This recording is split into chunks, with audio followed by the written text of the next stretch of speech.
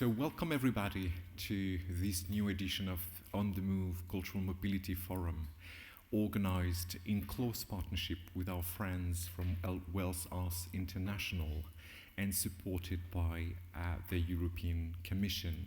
My name is Johan Flock. I'm the Director of Operations at On the Move. And for our visually impaired participants, both in the room and online, I'm going to quickly self-describe. I'm a man, a white man, in my mid-40s with black graying hair, with facial hair. I'm not wearing glasses, so I might have difficulties to speak for long today. And I'm wearing a gray jumper. So, this is a fantastic annual gathering that we are proposing the cultural field and all the cultural stakeholders particularly interested in delving into international collaboration and cross-mobility issues. To welcome you today, I will have three speakers, but maybe I will start by providing a couple of housekeeping information. The first is that if we need to exit this building, we will use the emergency exits on both sides, and our colleagues from Wales Arts International will guide us outside the premises. If you need to access a relaxed room, we have one at disposal. You just need to ask one of our colleagues to lead you to the green room, very close to this theatre. And for our online participants, I just want to highlight that you will have live captioning throughout the forum, taking place today and tomorrow. So people in the room, all the participants will have live translation, but also access the live captioning on the screen above the speakers. If you have any difficulties, don't hesitate to come to us. But now, to welcome you officially, I will ask Bojana Panewska to come and join me on this stage. Bojana is working for Dutch Culture in Amsterdam, the Netherlands, and she's the president of the board of On the Move. So Bojana, please come and join me.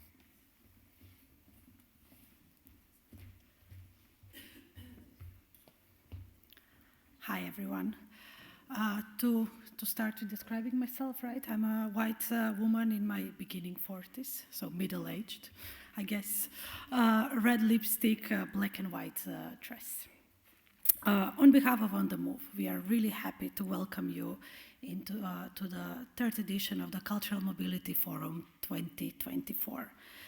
As you heard, this forum, and as you know, is done in collaboration with Wales Arts International, the Arts Council of Wales, with the support of the European Union and the British Council for this year's edition. A special thanks would go to HowlAround, who are helping us with streaming this event live. This is the third edition of the Cultural Mobility Forum. The previous one was, the first one was in 2022, organized with Nordic Culture Point in Finland. And last year, 2023, it was organized in Tunis with Culture Funding Watch, well, with WAFA, who you will have the pleasure to listen very, very soon. This is a new form of gathering for On the Move, started since 2 years ago with the idea to collectively investigate international artistic and cultural mobility trends, together with the members and all the invited guests and experts. This year's edition aims to engage conversations, provoke reactions, and share knowledge of the topic of professional development in an international dimension. Until some centuries ago, travel was a form of punishment. You were banned from your village, or you were banned from your community, and you were left alone to roam. Well, nowadays we have a very different perception of travel, of course. Speaking from our position of global north or Western European perspective, sometimes this travel is also encouraged by the spirit of neoliberalism, exoticism of the others, neocolonialism, budget airlines, and so on. Of course, I believe that everyone in this room is at the other end of the spectrum, where we all belong, or at least we try to belong, where we can feel a bit more of a spirit of revolt, and where we can support alternative practices based on care and well-being, where we reshape the normative Western frameworks and we try to revive the ancestral knowledges and the so-called peripheries. The question is, how can we identify, learn, listen being the crucial word, from all of these experiences?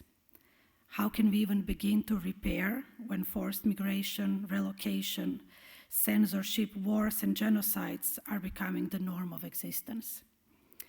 How can we sustain international collaborations while being confronted with visa regimes, inequalities, environmental injustice?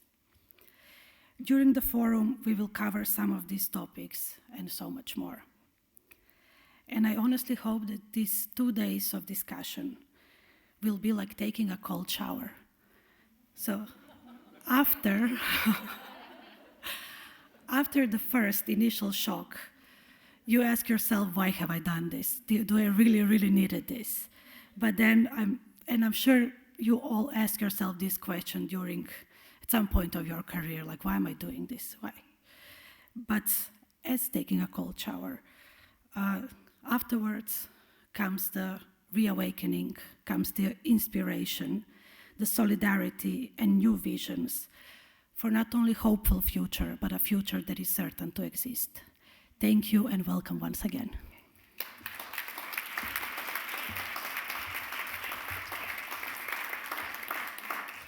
Thank you very much, Bojana. And now I would like to welcome Eluned Haf as the head of Wales Arts International. Eluned. Diolch yn fawr iawn. Croeso cynnes gyfeillion I Gymru, I Wynedd, I Gaernarfon ac I Galeri. I wonder how that is going down over there. Let's wait and see. A warm welcome, friends, to Galeri, Caernarfon, Gwynedd and Wales, and to this Fforwm Symudedd Diwylliannol, or Cultural Mobility Forum. I'm Eluned Haf, and I'm the head of Wales Arts International. I'm a white woman with brown bob that's slightly coloured. I wear glasses, and I'm wearing black with some gold dashed through it. I'm the head of Wales Arts International at the Arts Council of Wales, and I grew up in this stunning locality.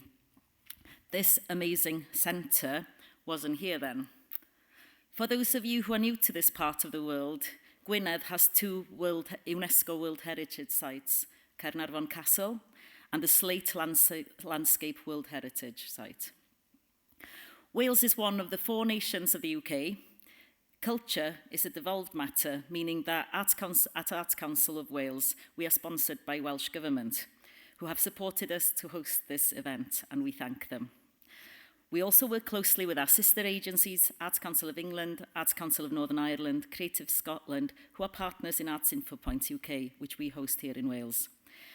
We are long-standing members of On The Move, and we work in partnership with British Council, to whom we are particularly grateful for supporting an important delegation from Ukraine Cultural Foundation and Ukrainian Institute to Wales and to this forum this week. Like our Ukrainian guests, many have travelled incredibly far to make it here to our edge of these isles. I want to thank you and to our organisation and your organisations for doing so, and to On The Move for choosing Caernarfon. I've heard several people asking yesterday why you had to come this far. And maybe for many online, the distance was too great. 4.5 hours from London and 1 million miles in folklore terms. I will give you my answer in Welsh. But first, can I ask you to please put on your headset in this room, and those online, good luck with the captions.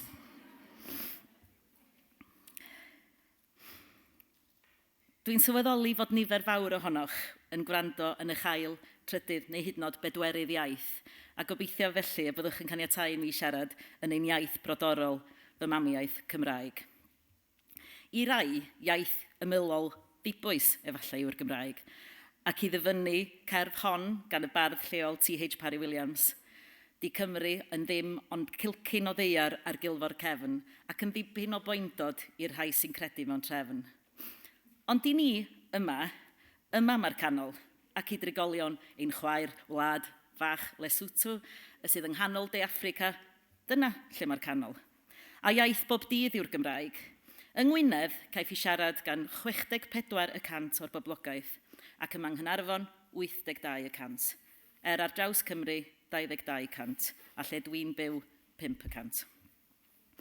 Y Gymraeg yw'r iaith Geltaidd fwyaf, a'r unig un na sydd wedi'i rhestru ar restr ieithoedd sydd o dan fygythiad UNESCO. Ar ydym wrth gwrs yn wlad amlieithog sy'n cynnwys British Sign Language, Pwyleg, Urdu, Swahili a chymaint o ieithoedd sy'n cael ei siarad efallai ar ymylon sgyrsiau unieithog neu ddwyieithog yr ynysoedd hyn.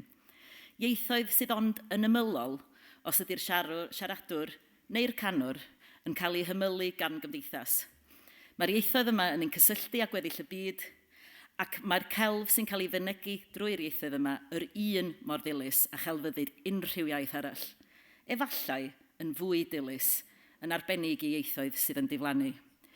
Gyda sefyllfa dorcalonus ieithoedd brodorol y byd, cymeron ein cyfrifoldeb ieithyddol bydol a lleol o ddifri. Drwy ein rhaglen gwrando yn rhan o ddegawd Cenhedloedd Unedig ieithoedd brodorol Cenhedloedd Unedig. Rydym yn dysgu o wrando'r ieithoedd ac artistiaid ledled y byd, yn rhannu ein profiadau cymhleth ni fel diwylliant iaith brodorol, gyda ieithoedd eraill drwy gyfrwng y celfyddydau. Mae iaith yn marw yn y byd bob pythefnos, ledled y byd, a mae'r cyfylfyddydau a diwylliant ar y ffrynt lain i'w gwarchod. I lawer, rydym yn rhan anatad o'r ymerodraeth Brydeinig, ond yma yng Nghaernarfon fe glywch chi stori eitha gwahanol. A byddwch e-bos yn teimlo pellter o Lundain a Chaerdydd. A chymaint dwi'n mwynhau y ddwy brifddinas fel dinasoedd eraill o gwmpas y byd.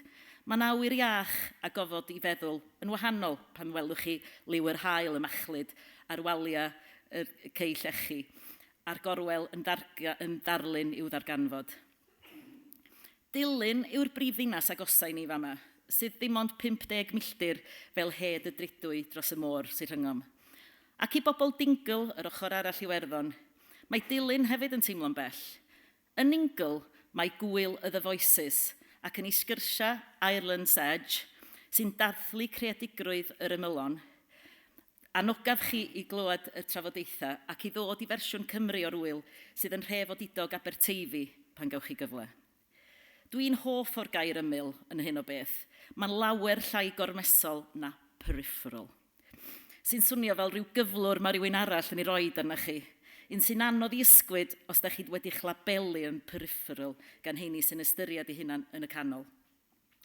Yn wahanol i hynny, mae yna ysbryd i'r ymylon, creative edge a syniadau newydd ac mewn mwy nag un iaith.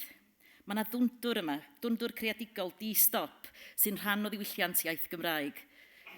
Nociwch ac fe agored i chi. Yma ar ymylon y môr ac ar ymylon y mynyddoedd. A mae yna artistiad ledled byd yn teimlo bod nhw'n byw ar ymylon, wrth gwrs. Sefyllfa sy'n anodd iawn i ysgwyd, gallen ni fod am resymau daearyddol, cymdeithasol, ysbrydol, oedran, economaidd a gwleidyddol. Rhy abl, rhy anabl. Rhy ifanc, rhy hen, rhy dlawd, rhy freintiedig, rhy bell, rhy agos, rhy dda, rhy hy, rhy dawel, rhy berig, rhy onest, rhy gelwyddog. Rhy. Gallai'n canol ni ei ddwyn oddi arnom unrhyw bwynt yn y bywydau ni. A gyda llaw, mae'n bwysig cofio bod yna lot yma wedi gorfod ffoi hefyd. Cafodd aelodau on the move ddo i glywed yn rhan o Enforced Mobility Working Group gan 4 artist sydd wedi dod o'i canol nhw ac i fyw ar ein hymylon ni. Sahar o Iran, Eric o Gamerŵn, Lucy a Xenia o Ukraine. A chawsom berfformiad ancyffyrddodd ni oll gan y dylenores Wcraneg Veronica Lemyshenko i groesawu yn gwestai rhyngwladol. Nid o ddewis maen nhw yn dod i gael diogelwch yma. Mae'r artistiaid yma'n creu gwaith, yr un mor elfennol bwysig ar ymylon creadigrwydd ac unrhyw artist arall lle bynnag maen nhw. A'n cyfrifoldeb ni ydy gwneud bo fama yn lle saff. Ac I lawer o ferched fel Sarah ac anodd i'n unithiwr, mae'r her o greu a theithio'n rhyngwladol fel mam a merch ar yr ymylon creadigol hyn yn emosiynol a heriol ynddyn nhw hunan. Cefn gwlad neu ddinas, de'r byd neu ogledd y byd, de Cymru, gogledd Cymru. Canol yr ymyl, dibynnu lle, pryd a phwy. Da ni gyd yn gyfrifol am greu a chreu cydraddoldeb a chreadigrwydd yn y gyfodau ymylol hyn. Felly croeso i'n hymyl ni, dewch i'n hymyl, ein man canol ni, a mawr obeithion ewch chi ar chydig o'r ymyl yma i'ch man canol chi. Poblwc efo'r trafodaethau a diolch yn fawr.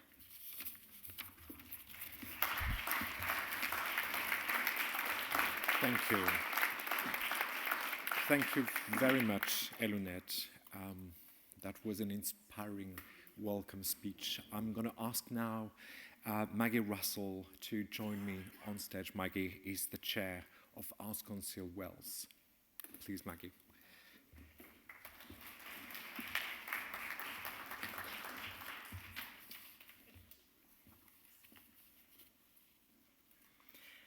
Diolch yn fawr, everyone, and a huge thanks to everyone on the move for choosing Wales and for all the work you've put into getting us here. I always like to start with the thank yous because often they come at the end, and by then, sometimes we're all flagging. Mae'n yn fraint croesawu chi yma.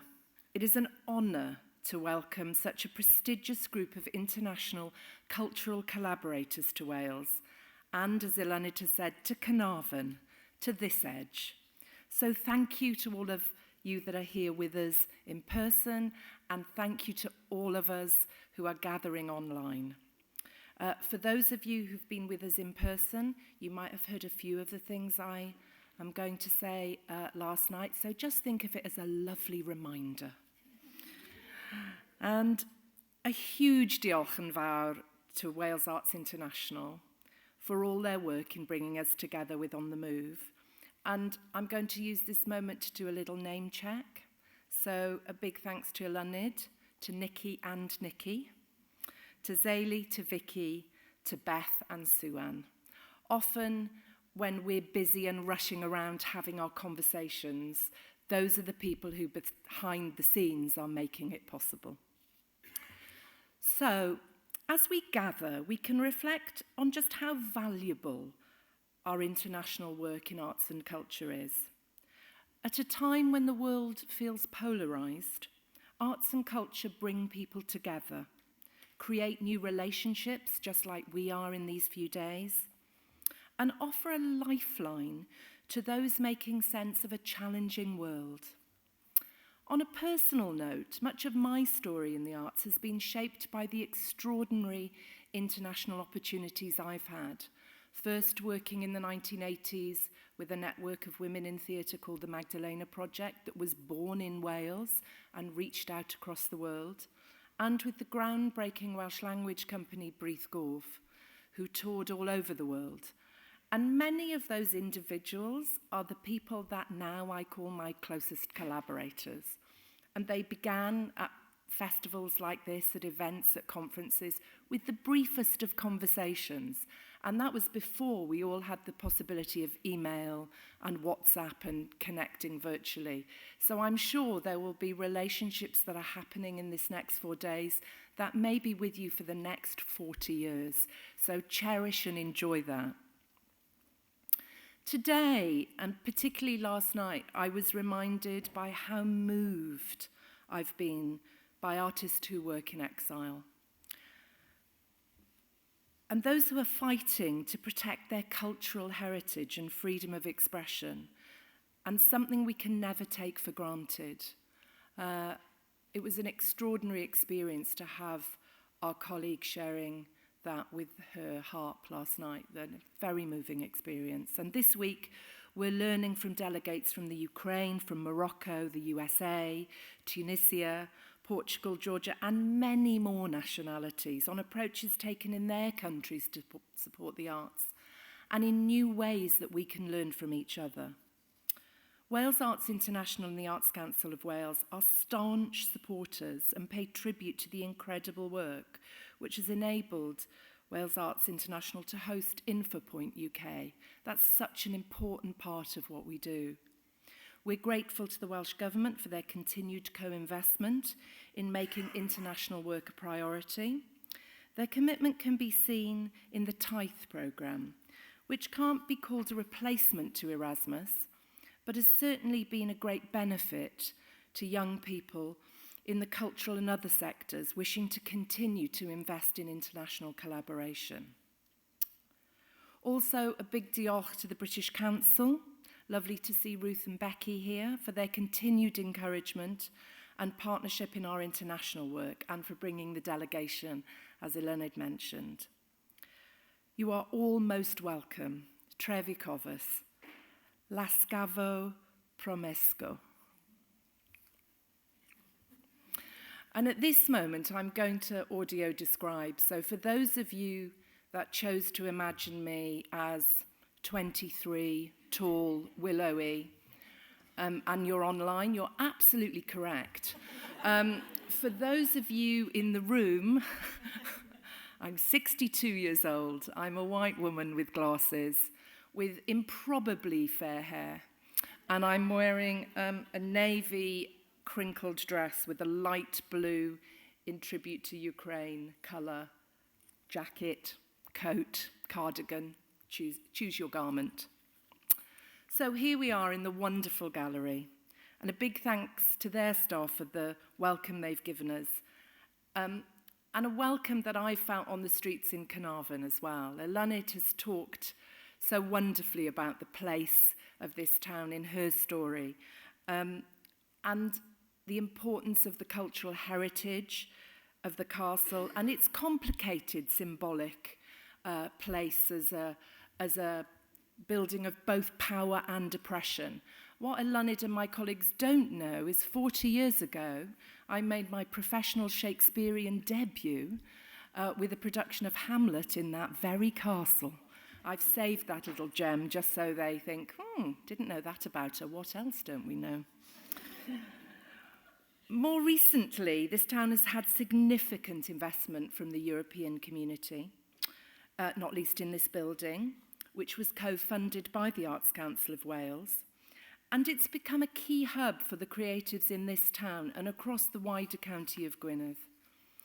In 2004, Gallery celebrated the accession of 10 member states to the European Union, at a moment marked in the creative stepping stones outside this building, created by artists and school children in this area, the Baltics and Eastern Europe. And continuing to build and develop these international connections has never been more important. In Wales, the arts have suffered significant cuts over the past decade, and it is critical that we find new ways of working and investment for our artists to flourish here and internationally. At the Arts Council of Wales, we have consistently called for our artists to be able to continue to be part of the Creative Europe programme. And we are incredibly grateful to you for again co-investing here in this event. We and our sister agencies across the UK are very supportive of the growing conversations around the UK about rejoining that incredibly valuable programme. So, as I take you into a little more detail of the vision of the Arts Council in Wales and Wales for the Arts in the World, we see that it is close to the themes of this conference. And as you deliberate in your conversations and questions, I want to offer you a brief insight into the Wellbeing Future Generations Act. Now, I know you didn't think you were coming for politics and legislation this afternoon, but bear with me. This groundbreaking piece of legislation has drawn considerable international attention for the consequences of how public investment is spent and how that will affect the people that are our children, our grandchildren, and yet to come. When the Arts Council of Wales was invited to comment on the draft bill, before it became an act, it proposed an amendment to make culture the fourth pillar of sustainable development. This informed the Culture and Welsh Language Goal, which puts a legislative duty on all public bodies to work towards a Wales of thriving culture and vibrant Welsh language. The Future Generations approach has inspired creative responses to the climate emergency, for example, in our partnership with Natural Resources Wales and the Future Fellows programme.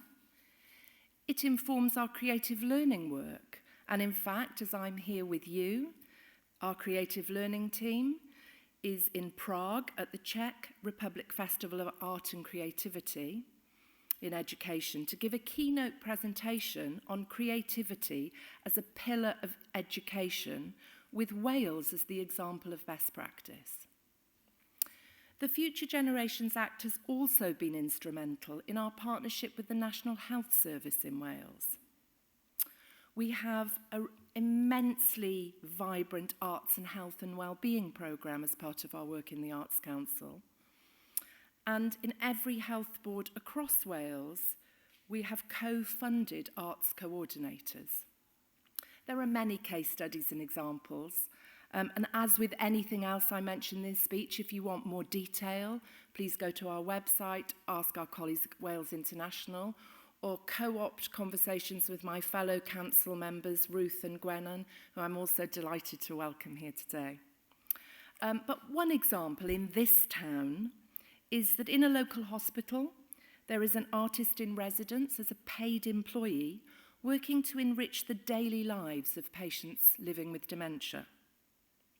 So, focusing on our international work, 2 of the 7 Future Generation goals may be of particular interest: the Culture and Welsh Language Goal and the Global Responsibility Goal.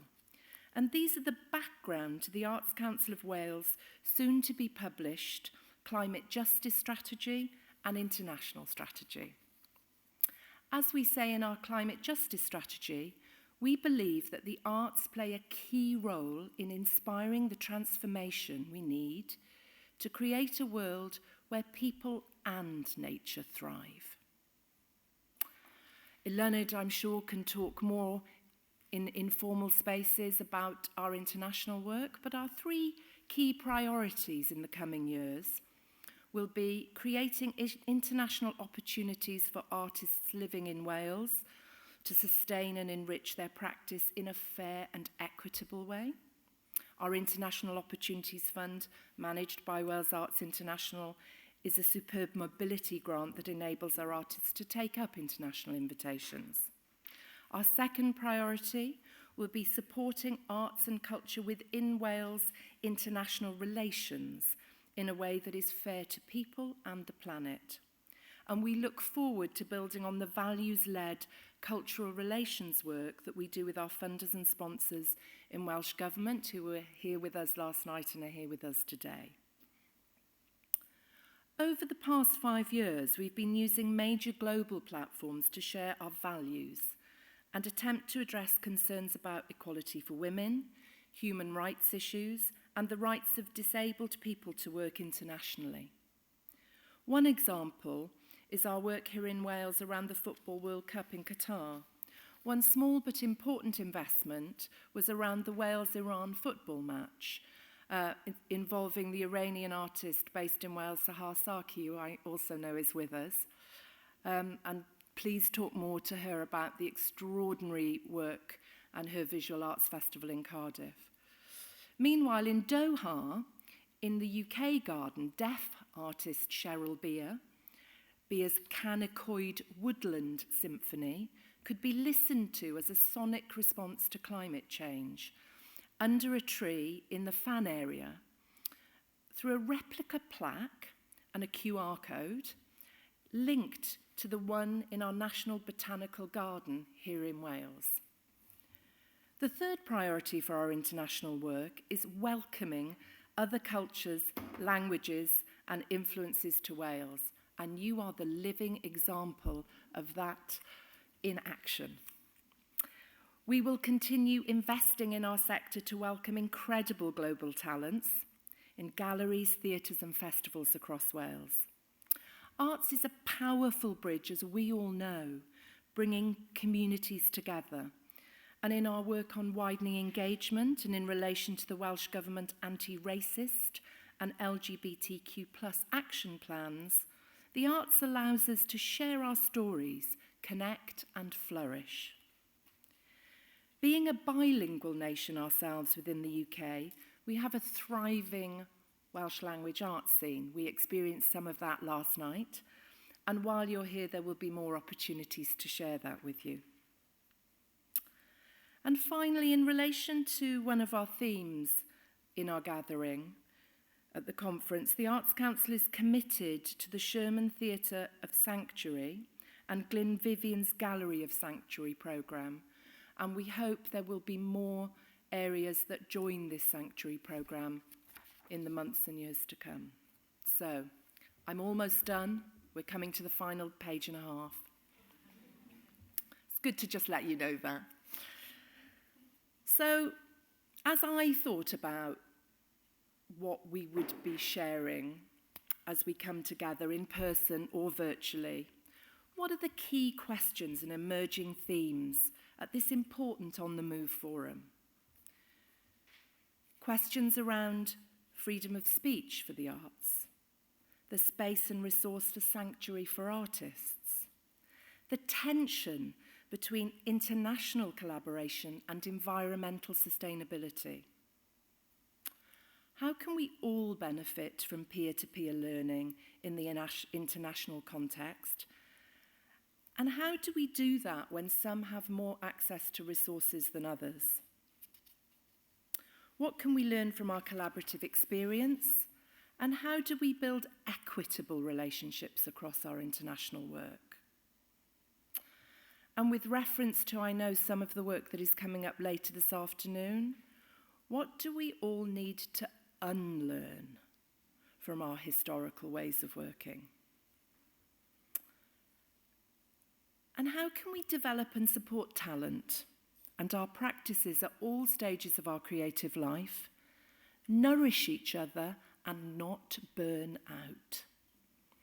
I remember a very wise woman, I think in the first international gathering that I went to, was called Sofia Kalinska from Poland.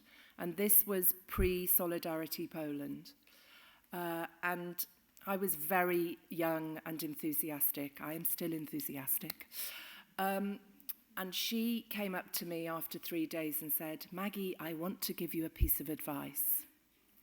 Everything is possible, but not all today."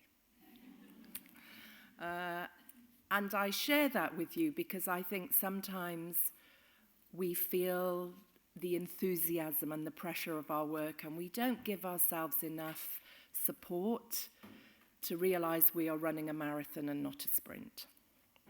That may be the only wisdom I've learnt in 62 years. So to support that thought, and before we finish, and we look forward to our generous contributions, let's take a moment to pause.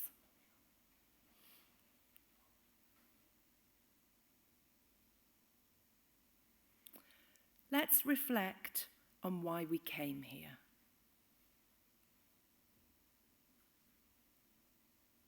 Use this moment to think about what really matters for you as we begin this extraordinary few days.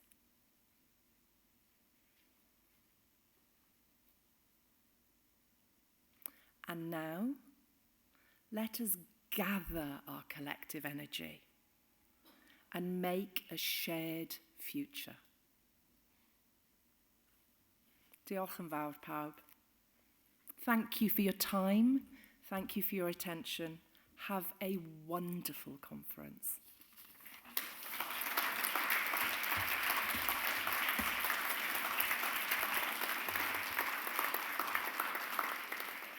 Thank you so much for this speech. I love the idea that we were welcome in Welsh and in English by locals, if I can call you that. that in a way situated our conversation. And I like very much the idea that this forum is taking place here, but could have not taken place in another part of the world.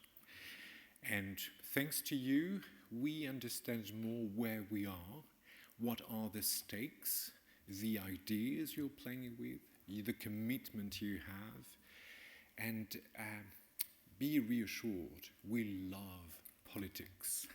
And I'm sure in the coming panels we will talk about politics and legislations and ambitions. As you know, this 2024 edition of the forum is dedicated or entitled Cultural Mobility Beyond Internationalization. And our purpose for these 2 days are to discuss how and why we internationalize our practices. And we will be talking a lot about professional development. And by the word professional development, we talk about training, coaching, mentoring, mobility as a tool to grow.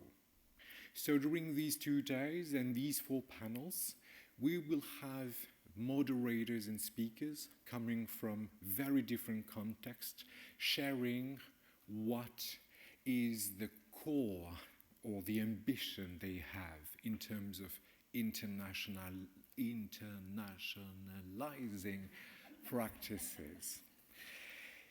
You are laughing at me because of my English, and this is the next point I want to make. I guess I'm following up on the wonderful Welsh language that we heard. Many of us in this room are not native English speakers. Many people following this conversation online are also not native English speakers. We are sharing a language that is not ours, and we will be exchanging ideas, concepts, and probably arguing sometimes on particular ways to word or describe our practices in a language that it is not ours. I just want to say it out loud. We are in a lovely and safe space where we use, for many of us, a foreign language. And I count on our, kindness to make sure we are understood, that we help one another in sharing ideas and not be judgmental or, whatever attitude. In this forum, we really wanted to invite contributors that could bring a very particular and unique input in conversations. And we decided to talk about international professional development program through different angles. And hopefully, through this forum, we will build, knowledge together. And each panel will build upon the previous one. So we acknowledge also that many of the questions that we will talk about will be addressed through different ways. So for the first panel, I am very happy to introduce Milica Hilic. Milica is a long-standing collaborator of On the Move. As a freelancer, she's contributing to an enormous amount of successful international collaborations and has been contributing to many key organizations in the arts and culture field, from Balkan Express, ITM, ONDA, and many others. Milica will be facilitating a conversation around international professional development programs, points of departure, and points of arrival. Milica, the floor is yours. Thank you. Thank you, Johan.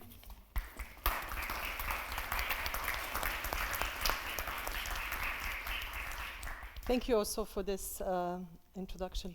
You're being too kind on me, but I do appreciate it. Thank you, everybody, for being here. So my name is Milica Ilic will be your guide in this session this afternoon.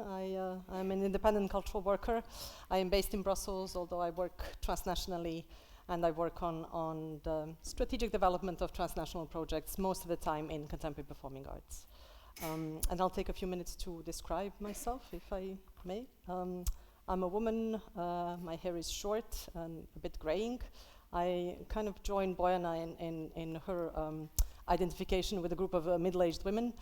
I've been told that my cheekbones sort of show that I am of Slavic origin, and so if you didn't guess that through my name, then I can definitely confirm I'm an Eastern European. And I have a sort of a Bordeaux sweater and a scarf. And yeah, that's about it. I will introduce our speakers today in a minute. I will maybe just give you a few kind of general ideas to set the stage on the conversation that we'll be having. So the topic, as Johan said, is international professional development, points of departure, points of arrival. And again, as Johan said, we are here in a space where we can maybe safely say that we are all convinced of the importance of working transnationally. And we are perhaps all driven by this conviction that international work opens perspectives, lets us see our work from different perspectives, gives different kinds of input to our work, works our empathy, enables us to find support, to find solidarity, and so on. Of course, in a sort of a larger context, we see that the rise of populism and the right-wing extremism and different kinds of nationalisms is threatening those processes, but at least here in this safe space of ours, of those of us that love and appreciate and support On the Move and cultural mobility in general, we can say that to develop an international practice is to step into a world of vast opportunities. However, this is also a world that is heavily influenced by political agendas. This is also a world that is marked by unequal power relations and by practices and organizational models that are set and that are established and that are hard to question. So our question here today will be how to make sure we create positive conditions for professional development while navigating these complex systems. How can we claim more freedom to explore? How can we keep our agency and our integrity as cultural workers while we are confronted with all these different agendas? And I would like, for once, I would like to ask ourselves to think maybe practically and positively, and I'm not the best person to think either practically or positively, as those of you that know me know. But let's try to be practical and positive. What are the support systems that we may know internationally or very locally that support professional development and that we can learn from, that perhaps navigate these complex systems or circumvent them or maybe hack them in a way that we can learn from? And let's also give ourselves space to maybe think speculatively or maybe to be imaginative. So let's try to imagine processes or systems or practices that would be more adapted to the way that the society is evolving or to the way that the art sector is evolving. So for this conversation, it will be the three of us, but it will also and certainly be you, and this will not be a one-way or a three-way conversation, but we really want to have an open conversation with you. I will give the floor first to the speakers, but then I'll very quickly open to the floor, and I hope that you'll take the chance to talk to this amazing woman that we have here with us. To introduce the speakers, and then I will ask you each, if you can, to just briefly describe yourselves as well. Wafa Belgasem, who is expert in resource mobilization and management, and civil society department manager at the Anna Lindh Foundation.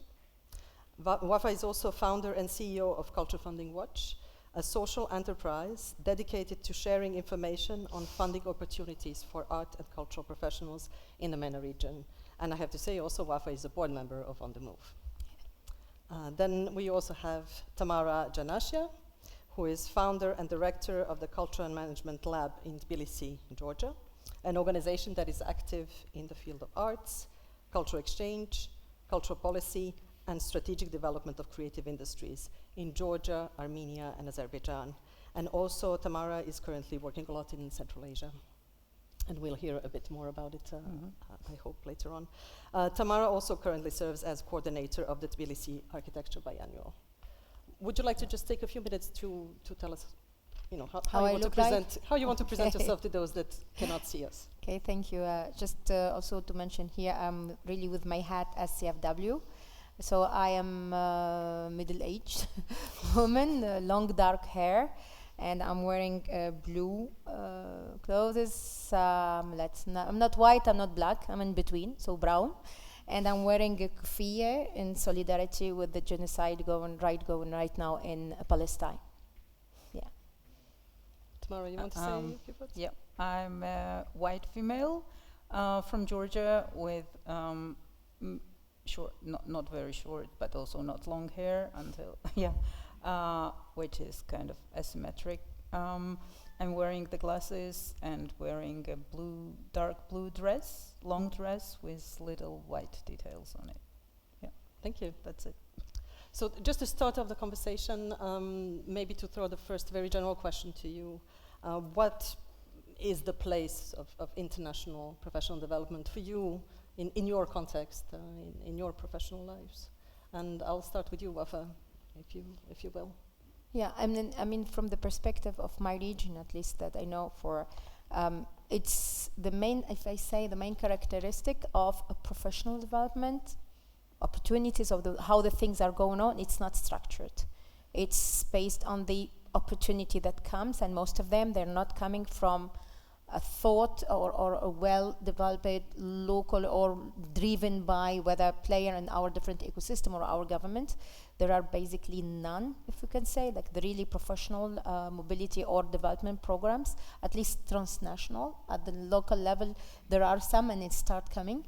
But international, it's yet based on the opportunity that comes from sometimes cooperation project or international organisms that are supporting this.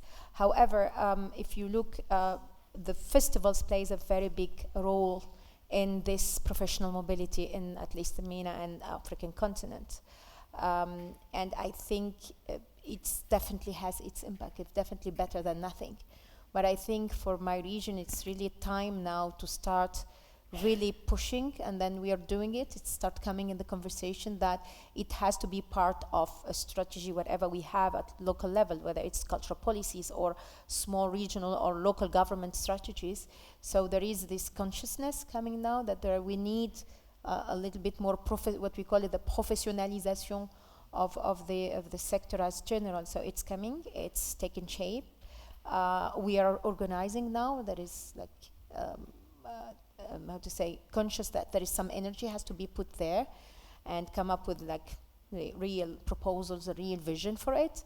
For example, if I can cite the quote, what's now you can, about the intra-African trade agreement. So this is brought into conversation also the intra-African mobility, including the cultural creative sector mobility. I just concluded a study for the COMESA region about that, and one of the conclusion on the cultural creative economy in the COMESA region is the really strong need for like very well thought at part of this intra-trade agreement and implementation mechanisms that this mobility of artists, including professional objective mobility, is to be like thought and developed properly. Yeah.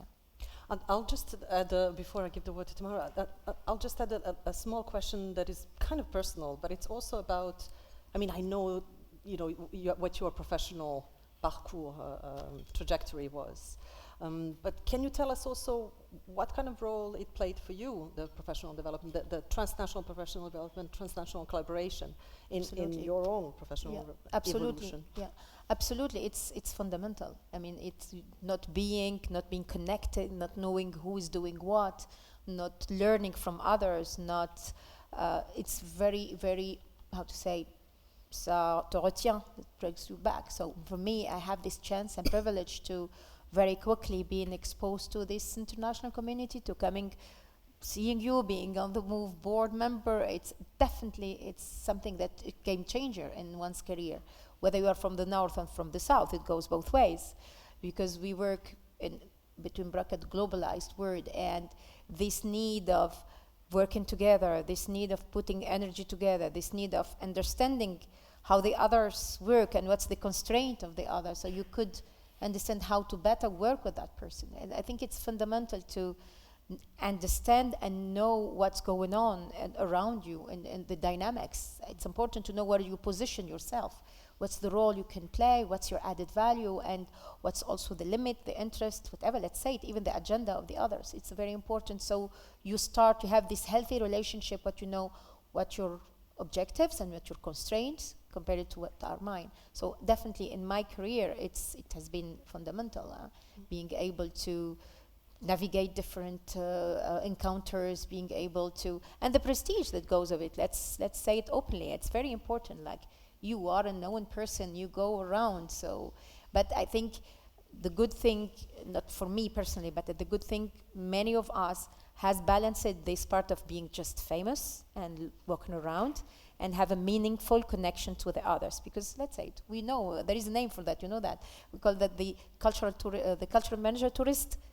Yes. So, and of course, things are evolving. In the past, very few of us had this chance. Today, more the things had opened a little bit more, actually much more, and we see new faces, and we are a little more equal. You're good. You could connect, and you can be mobile. But I think, again, from the global South perspective, at least to be honest, from my region perspective, there is really a need for more structured, like, if we want to be effective beyond having connection, the importance of networking is to have a clear path development, because I made it, but it was long, because I didn't know how to navigate. So wasted time, not wasted, it's not waste, but at the beginning it was just connect, like go everywhere and anywhere. And maybe that's why this impression of conference tourist is there, because people, either they have not enough visibility to see, okay, what are the options for me so I can choose what's relevant. And we did not know, and there is not the many of them, like 10, 15 years ago. So we just jump on whatever is available. And you may look like not consistent, and you also may look like you waste time, you go and encounter, but it's not really what you're looking for. So, but it's getting better now, yeah. Yeah, thanks. There's a lot of things that we would like to unpack on that part later on, but I'll pass the word to Tamara. We're in a very different geography, very different context, very different also set of political agendas and political evolutions and contexts. Can you give us a little bit more about what it looks like from your side? Currently, South Caucasus and also the Central Asian countries where I work are very much impacted by the political decisions, and it is really a political playground for different influences, which we want to get rid of as post-Soviet countries, but sometimes are in a very different position to do so. The needs in these regions are very, very different, though the past is somehow the common past. We all come from there, and we should more or less understand the context better than the people who come from the West or the other countries. One of the needs is to get out from this mode of being, of trying to self-exoticize ourselves, because sometimes people think that they don't have enough tools to talk to the Western countries in the same language and somehow to come across into their culture, and this is what they are trying to do. For example, this happens very, very often in the Central Asia, where together with my Ukrainian colleague, we are conducting the trainings of cultural managers, but first of all, trainings of the local trainers, because we think that it is very important that people don't come, and this mobility is of course very good, that you come there, learn about the culture, but we still understand much less about the culture and how to approach the people. And there is also a very big language barrier, where people in the regions, they don't speak the same language, so it's really difficult. And these countries still concentrate very much on the Russian-speaking area. So for them, like for contemporary arts, the Garage in Moscow, this is like the top institution that they want to resemble to. And this somehow also limits their scope a lot, because they have a lot to offer and somehow they don't know how to go beyond these frameworks. Also in Georgia, the context at the moment is very, very, I would say, not only complicated but also weird, where we ourselves cannot really figure out what is happening there, because after the start of the war in Ukraine, of course, Georgia became a place where a lot of people came and relocated. As one of my friends says, most of these people who call them relocants, they really see us as a location, not as a country. And this is the maximum they want to do, to be in another location, and they don't really care where they are, because at the moment the situation is the following, that there are many, many different worlds existing in parallel to each other, and this was a huge discovery to me, because 2 years ago I was hosting an artist from Belarus, and then I suddenly discovered there is a very big artistic community there that we don't really know about. We know a lot about the Ukrainians who relocated to Georgia, because the support from the general public and art scene is really huge, but all the others, somehow they fall beyond all this situation. And I would say that, is there mobility there? Definitely there is a huge mobility and huge influx of very creative people, but there is no internationalization at all. Because we have no idea what is happening on the next street to us. And a couple of weeks ago I was making a research for a project, because we decided to organize a residency for people who are based in Georgia at the moment, and somehow proceed with their creative work, though they don't really interact with each other. And it was a pure discovery for me to see that there are people organizing a lot of events, big events in the very central part of the city, but no one really knows about them except for their communities. And this is somehow the situation that makes us think, what is the benefit of mobility? Because if we don't really interact with each other, and if we don't really become inclusive, because these people, they are not the tourists, they are there for long, and they are also going to stay there for long.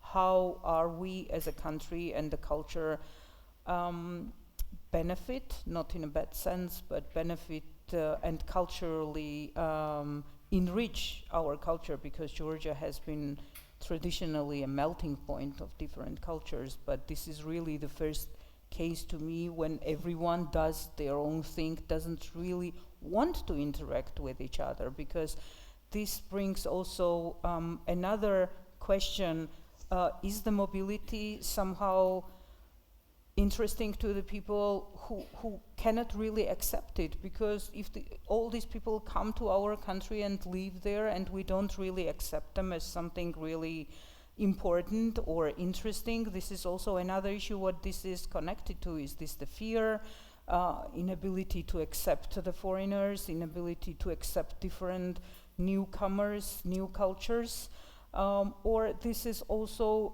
very much related to the solidarity, for example, to the Ukrainians, and this is why we don't want to work with certain groups of people who maybe are in a very bad situation themselves, so you cannot really judge everything so black and white. And this also gives the raise to the question of neocolonialism, because very often people who come, they think that their culture is primary culture, so they don't really want to interact with these Aborigines people who are not very interesting. I have only, oh, the Swiss want to make a project here. What is interesting, so that they could do something? And we are here since 3 years and we haven't found anything interesting. So do you go to the theaters and museums? And wow, this is really strange. So it is very often the situation that we end up with. And so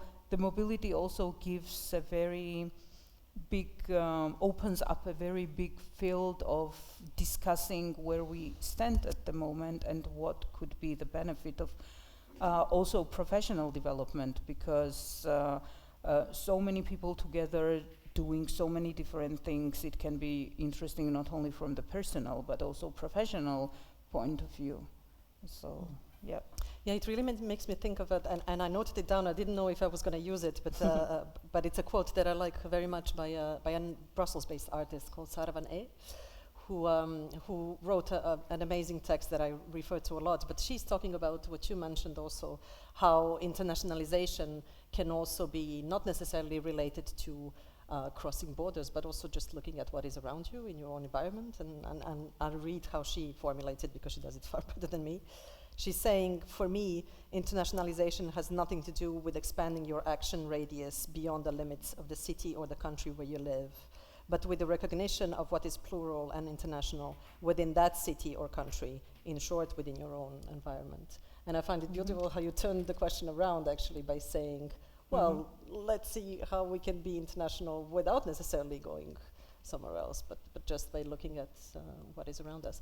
Wafa, can you refer to this? Is this something that can resonate with you? It resonates as a Tunisian. This is what we are. Like in my blood, you will find the Italian, the German, the Arab, the Yemeni, the French, the Italian, and that's, we live, I mean, in Tunis, we live in a really multicultural and international environment, that our language, it's, if in a Tunisian, one Tunisian sentence, you would find the French, the Italian, and the Arabic, and the 3-4 languages in one sentence.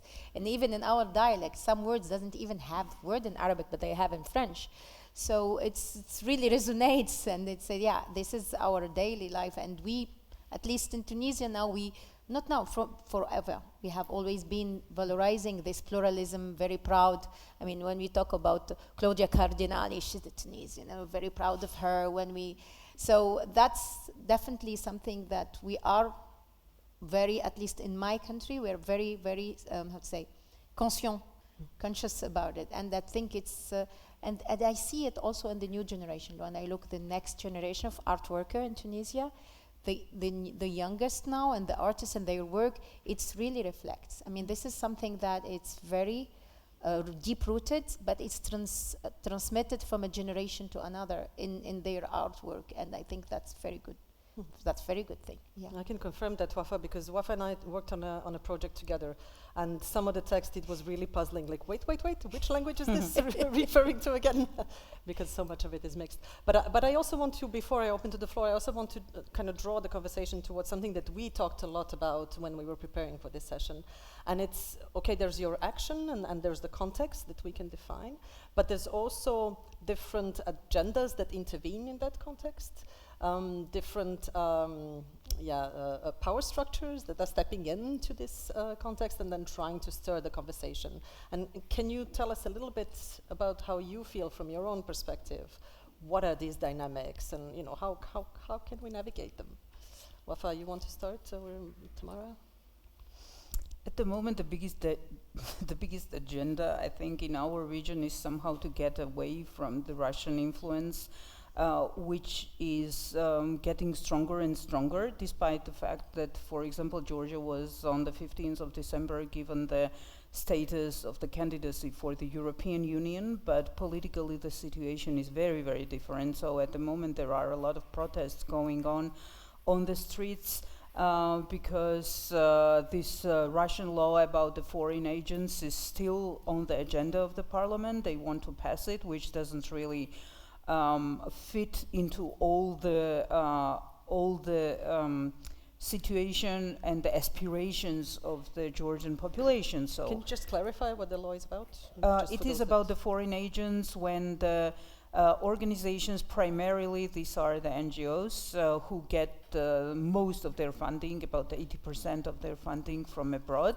And there is a very big amount of these kind of people in Georgia who they need to register themselves as foreign agents, and then they can be controlled anytime, fined anytime, and most of them will get closed, of course, because for example, the same thing happened in Kyrgyzstan. On the 13th of March, the law was passed.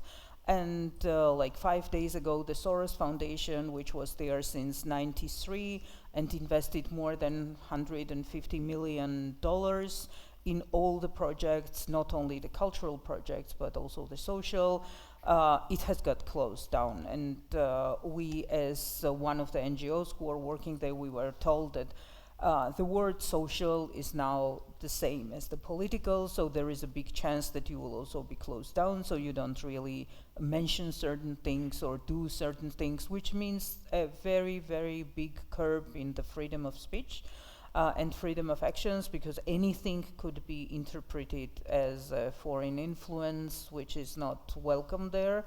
So, and this of course influences the whole situation a lot, because this will also mean much less mobility for the people, because we in Georgia, we are really privileged that a couple of years ago we have got the status, visa-free status, and I see it all the time, for example, with our partners from Armenia, Azerbaijan, and also Central Asia, how many challenges they have to go through to be mobile.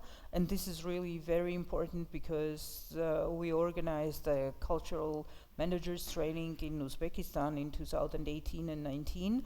And the whole program was about giving them the professional development tools, but also take them to Germany for 10 days and really show how it works in reality. And if this doesn't happen in the future, this will be a very, very bad thing, because if people don't really see how things happen in reality and on a bigger scale, and they don't get inspired with these kind of projects, but also have a chance to forge new contacts, they will always remain under the influence of Russian-speaking area, which is like doesn't really give any chance to develop further. So this is really a very challenging situation at the moment. Absolutely. Yeah. Wafa? Yeah, I mean, what we talked about yesterday, as I mentioned it earlier, the fact that the resources are not, the support to this mobility doesn't come from our own resources, and most of the ecosystems in my continent are depending on international aid or international partners. So when it's not your money, you don't put your priority, you don't design what is the first interest of you. And this is why actually I founded CFW. I mean, CFW is not about writing grants for people. People are always surprised when they come to us and said, no, we don't write grants for people. Our work is to make sure that what I call it financial ecosystem for the cultural creative industries on my continent are friendly to the CCIs, meaning that my dream is that in the future, just like in your ecosystems, we are funded by our own resources, whether it's government or private sector or philanthropists. So what we do is we really look in our ecosystem, identify the potential individuals or institutions or foundation who just need a little bit of lobbying and influence to start doing in the art. And then we do a plan.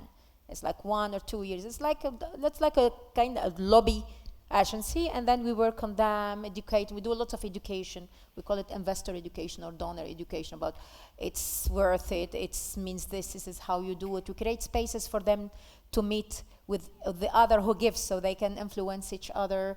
And currently we're doing a study in Tunisia on, the hope is a pilot to put a methodology and then apply it to the larger continent, which is about individual given from private sector to the cultural creative art and sectors.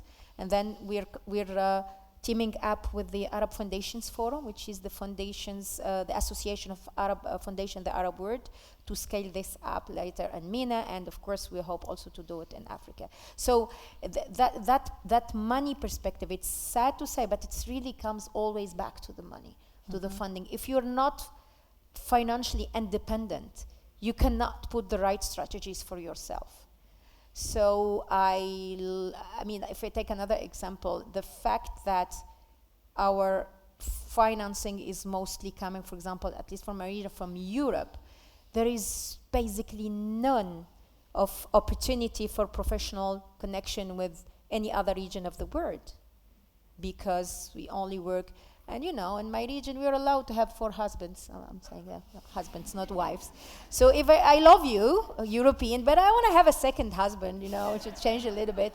But I could not afford it because there is no means for that. So if this comes, we have like we work on our own resources. So we design what it's perfectly fit to us. And it's not a criticism because it makes sense. When a program that's supporting professional development coming from Croatia, coming from UK, coming from France, they are designed based on the needs of their ecosystem, and that's their mandate. That's totally fair.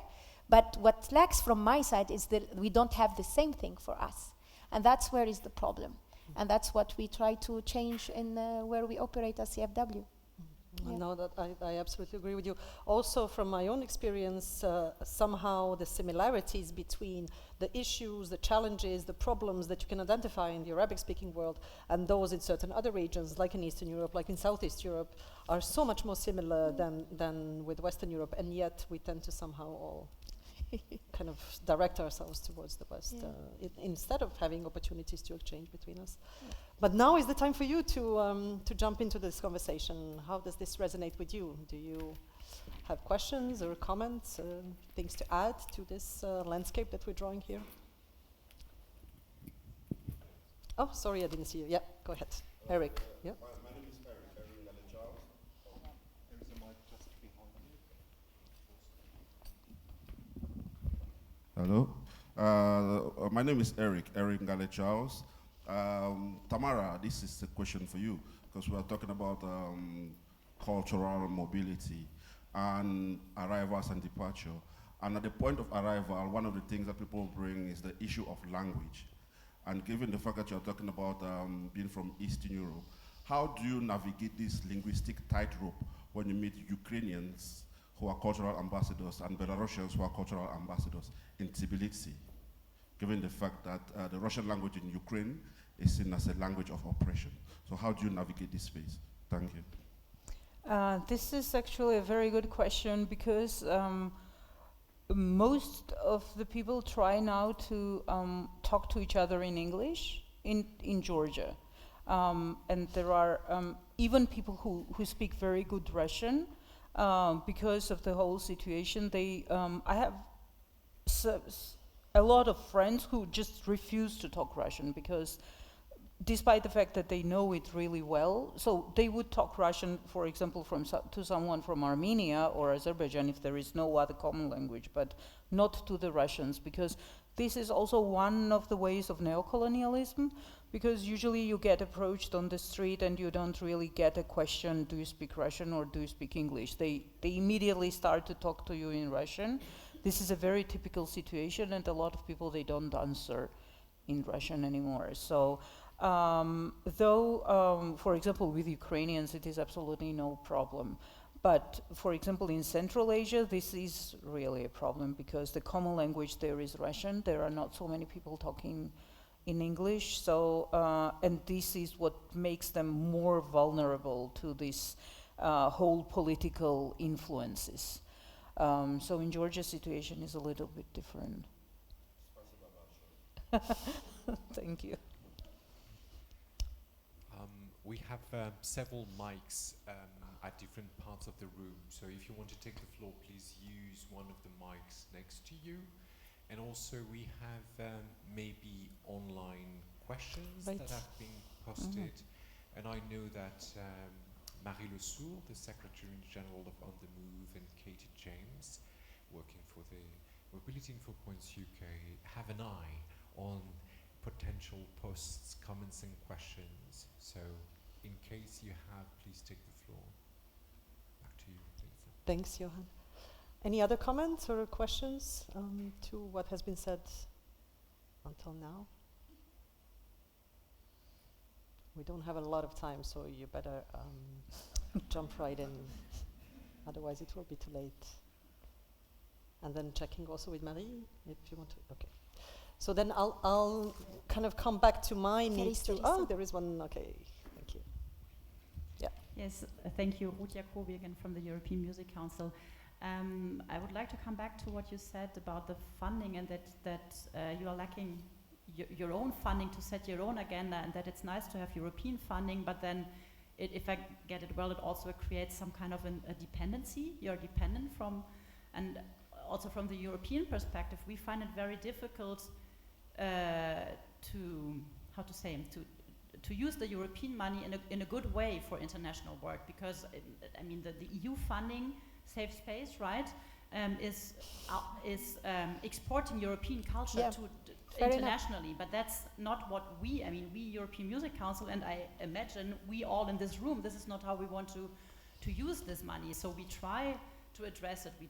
We try to do policy work to tell EU that international work is nice, but it has to be done the right way. So I don't know, maybe we can join forces to do this better or more intensively. But just I wanted to say, don't you're not alone. Thank you. But it's difficult. We don't know how to address the issue, actually. Absolutely. And actually, I don't feel that the fact that it's triggered, this money with a European agenda, because that makes sense. That's their mandate. I'm not questioning that. My problem is not that. I'm saying, but for me, it's fundamental. It's a matter of principle. I appreciate what you're thinking, but for me, that's not the solution. My horizon, it's not the best what I think of is more help or better help from the EU. No. My right to dream is I don't need the EU. And that should be my agenda. And that's my agenda personally.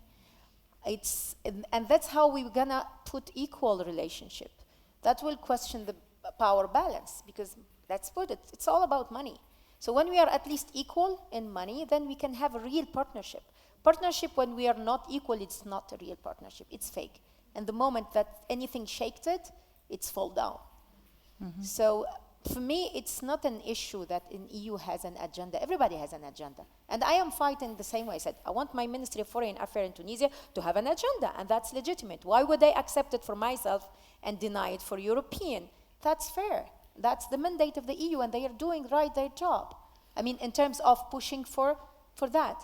But what I want is the similar thing, the similar powerful policy and agendas coming from, and then as a civilized words and regions, we sit together and see where our interests intersect in equal discussion.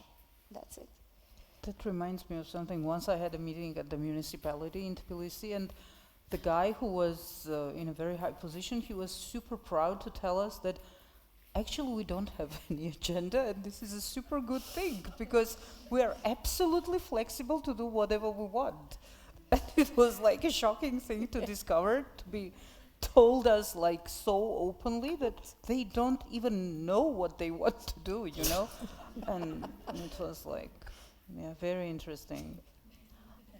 I fully agree with you, Wafa, and I would also like to sort of add another layer, because there are these agendas, but there are those of us, if I allow myself to kind of put myself in that category, there are those of us that sort of feel that we are kind of working in the same direction, and that the national and the regional level is not the only level that we can work on. And it seems to me that there is a certain level in at least in a setting like this, of shared responsibility. If Tunisian artists or artists or art workers from the Arabic-speaking world cannot access professional development opportunities, then that's a problem as much for you, not you personally, but you as a sector, as a Tunisian art sector or Arabic-speaking art sector. But it's also a problem for those of us that sit in Western Europe or those of us that sit in Eastern Europe. And it's because then that means also that our audiences are suffering because they are not confronted with a variety of artistic visions and so on. So there is some kind of common ground, it seems to me, that we need to find a way through. And so connected to that, I wonder if you have examples. You mentioned Culture Funding Watch, but if there are initiative examples that you know of that maybe are not connected to political agendas or are, but kind of successfully, hack them and turn them around for the sake of this joint responsibility that we share for the arts, not the arts in one country, but the arts. something I knew, it's in DRC, I don't remember the name because I'm very bad with names, but in the scope of this study on mobility in Africa we're doing right now, I really loved it because even there is no means, what they realize it as a barrier for professional development between limitrof countries. It's that the lack of, sometimes it's as simple as not knowing where to go, where are the spaces. And they simply created this information about the different spaces on a route. So how you go from DRC to the neighbor country, and it's working. I mean, it's sometimes as simple as that. People do not move because they don't know where to land or where to go. And I find it brilliant. I will find the name of the collective who did this for you. I think they were in the MOCA. They presented that in the MOCA, Marwan, if you remember. So yes, I think this is a very good best practice. I saw other best practice in terms of in South Africa. It's the agency of royalty collection for artists in there, and what they did, it's very brilliant. It's they have to face these shortage of resources. Actually, they advance money to the artists based on the calculation of their royalties. It's a really interesting model. It's self-sufficient, and it's based on the history, so people do not miss opportunity or need that investment to attend a festival or an event.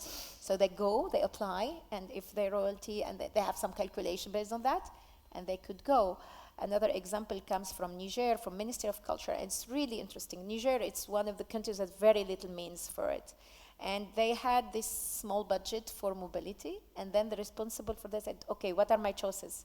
I use this budget to fund maybe 2 or 3 mobility grants, or I invested in something that could help more, so they bought a bus. And the bus is, you apply to get the bus to go from Niger to Mali for a festival, and then it's back, so you can take the whole band. And it's a very smart way and a very sustainable way to go around our limitation on our continent. And I think this kind of practice are really worth, and this is what we are documenting in this study, and really worth praising. And I was really surprised when doing this study, because we have this perception and narrative that our government are doing nothing. That's not true. There is no effective study that has been done. If you, the problem is when we deal with this, we don't include the proportionality. If you realize how much is that from that government budget, it's something. It's not true to say there is nothing. It's never enough, but there are people who are trying to do things. There are, with the little we have in the continent, we are smartly dealing with our limitation. And I think there is lots of smartness and intelligence to be learned and taught from in our continent to other regions of the world who are facing the same limitation. I think this study, if there is something for me, is not hope, better than hope, pride. I'm very proud of what I have discovered. Yeah. Tamara. Maybe it is important to mention that there are some parallel initiatives popping up in Georgia at the moment. And I think it is really important that people don't really wait for the government to do something, because it is really, first of all, useless. Another thing is that it's like you struggle for it like 20 years and nothing really comes. So people really started to self-organize and also invent or introduce some mobility schemes that they are managing on their own. For example, the very recent case was the case with the Film Center, which was like the people who were in the administration, they are very pro-governmental, and all the others were kicked out, and they were about 450 persons from the film industry, and they established a new organization which operates independently on self-support systems, and they generate the money themselves, also supplementing with the grants, so that they were able to go to Berlinale. And it was like an absurd situation when the Film Center was presenting their films there, because there is nothing else to present, and this group was doing their own booth in parallel to them. But I think more these kind of initiatives we have, stronger we will get, because the government will also see that if people don't want to cooperate with them, there is something really wrong with it. Because like in 2015, there was a very big breakthrough when the Ministry of Culture, they elaborated a strategic action plan, where also the British experts were involved, and the two main advices, recommendations were that first of all there had to be a fund created on the arm's length of the ministry, and another one was to create the professional unions. And so in 2015 this was a very big declaration that we will hand this fund, because at the moment the ministry is the biggest donor in the country, and they also had the mobility funds and mobility schemes which they just stopped. So it is a very difficult situation when the Georgian artists, if they want to go somewhere to attend some international, not only international events, they have to invest their own money or seek the money from the foreign funds, which we really get pushed to do, because there is no other choice. And in 2022, the ministry said that this fund will never be created in a form that it was conceived, so which is a very, very big drawback, actually, and a very big blow to the independent development of this sector. So I think it is really important not to look at the others all the time, and somehow to find the ways also for mobility. For example, my organization, we started last year the mobility scheme, which gives the Georgian artists the opportunity to go to Georgian locations, because there is absolutely no other funding where you would not invest your own money to go to another location and do something in your own country, which is like, it is much easier to get funding to go to Australia than to go from one city of Georgia to another. So last year we had a very good example of that 3 people have got it. Now we have another round for it, and yeah, the number of application also shows that the need and the interest is really huge for that. Yeah. Another round of questions, if anybody feels like it. And also throwing the question at you, do you have examples that you might want to put on the table of support structures or initiatives that are supporting professional development of artists and art workers, and that sort of take into account these complexities, but are maybe somehow successful in navigating them? Or we don't have these ideas in our sector. Or people are shy. Don't be shy. There is Nike. Yeah, Nike.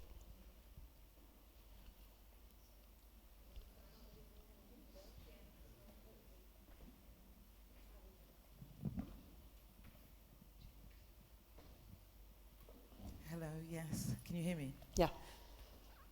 If I dare to say, a platform that I've been leading on in South Africa, the Pan-African Creative Exchange, and it was really in response to that figure. It was one of the reasons, I mean, depending on who you ask, of that figure that says less than, of all the touring product that we see around the world, opportunities, residencies, etc., less than 1% come from the continent of Africa. And that's not to say that cultural products not being made, it's just it's not getting out, and it's all these issues that have been outlined today. Mobility is huge, and it's extremely problematic, and they don't have access. Like I would go around, I'd go around the world, and often I'd be the only person of colour there. If I'm not the only person of colour, there's other Africans. There's never any Caribbeans. I mean, kudos to getting Kim Marie here, because there's hardly ever any Caribbeans in this space. And what does that do to a community of people and the diaspora that already feel like they're heavily marginalized? They don't feel like their voices are in the room, or the voices are coming from the perspective of someone like me who lives abroad. So our showcase platform was simply set up to support artists on the continent to be able to have access to people who we would describe as willing and who want to connect.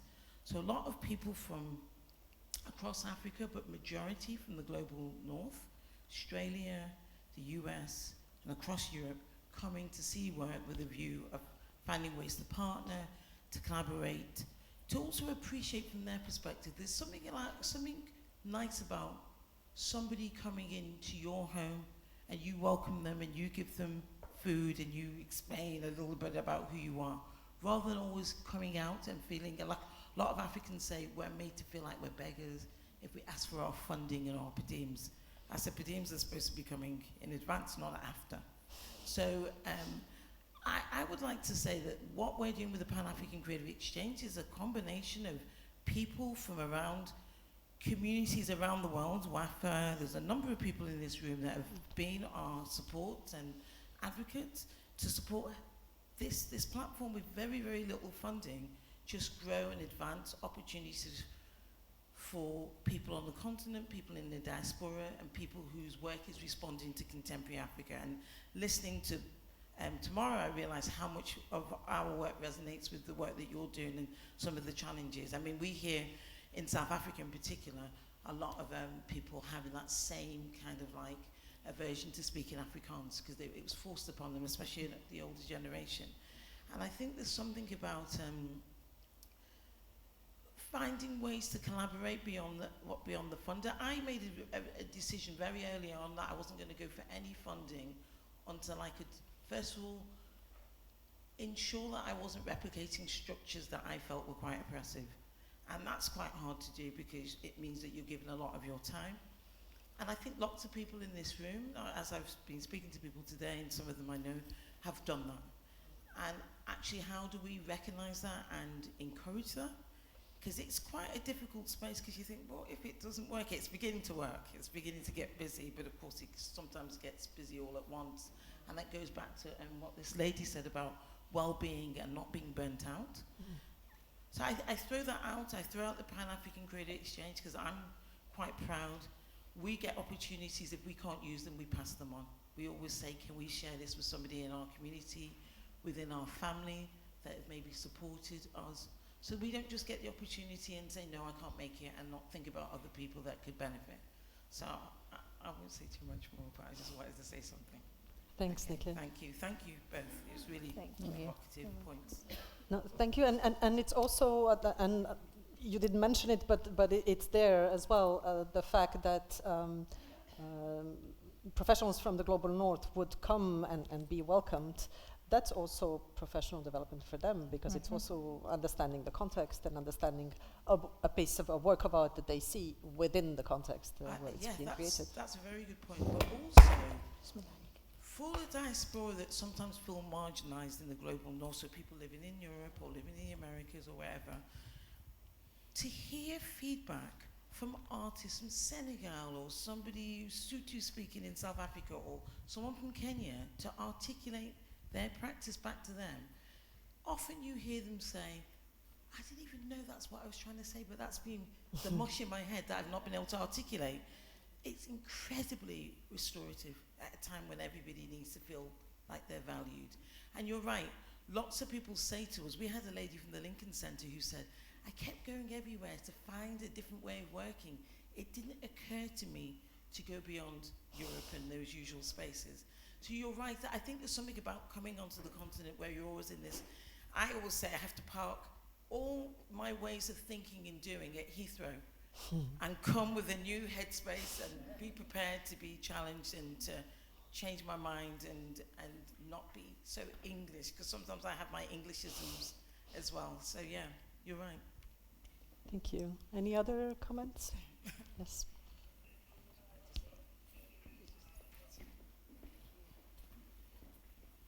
I was hesitating to ask a question because I'm speaking next and I'm afraid to say everything smart that I have right now. But when you were talking about the diaspora and also Israel, and I wanted to ask this question to both of you, how can we, I'm Laura Genza from Africalia, and I wanted to ask, how can we use maybe the diaspora in the global north, who I think has this view towards their home countries. How can we, how can we make it so that they can connect as well and they can be useful in this lobbying that we're talking about? I do understand that it's not the EU who has to solve those problems on the continent, but I do think there is a shared responsibility and a duty from our ex-colonizers to do something about the problems they created And I think this is something that's very present in the diasporas. As part of the program in Africalia, I do work mainly with the diasporic communities in Belgium. And I think there is something there, a way to connect that we haven't been able to properly do now. But how do you see it? I would like to a bit get your ideas on that. Thank you. I mean, the involvement of the diaspora, let's stay in the art and cultural sector, right? And the continent, it's not equal. There is a level of awareness that is different from, I hate this word, the sub-Saharan Africa and North Africa. So in the sub-Saharan Africa, there is a very engaged, motivated and aware diaspora of their role and their weight, and it's really getting very well organized. And it depends, but at least in the Anglophone, between bracket Africa, that in Northern Africa, we are still far from it. Morocco are doing much better than Tunisia, for example. Tunisia, at least for the art sector, we're not tapping into that capacity, and the efforts are not organized, but it's coming. For example, lately, I was surprisingly invited by an ambassador and saying we want to reorganize the Tunisian diaspora. They said, oh, yes, let's work on the CCIs. Okay, so I don't know what will come out of it, but there is an interest now to organize the diaspora, at least in my country. So I think it's a matter of, as you mentioned, it's a matter of, I think there are two streams for it. There is the institutional part, like there is taking care of the diaspora, keeping it engaged, etc. And there is the independent. And I think in our countries, it's again a matter of means. If you struggle to survive yourself and do the basic work you need to do first, it's really hard to find time, means, and energy because it's advocacy, and advocacy takes time, energy, and means.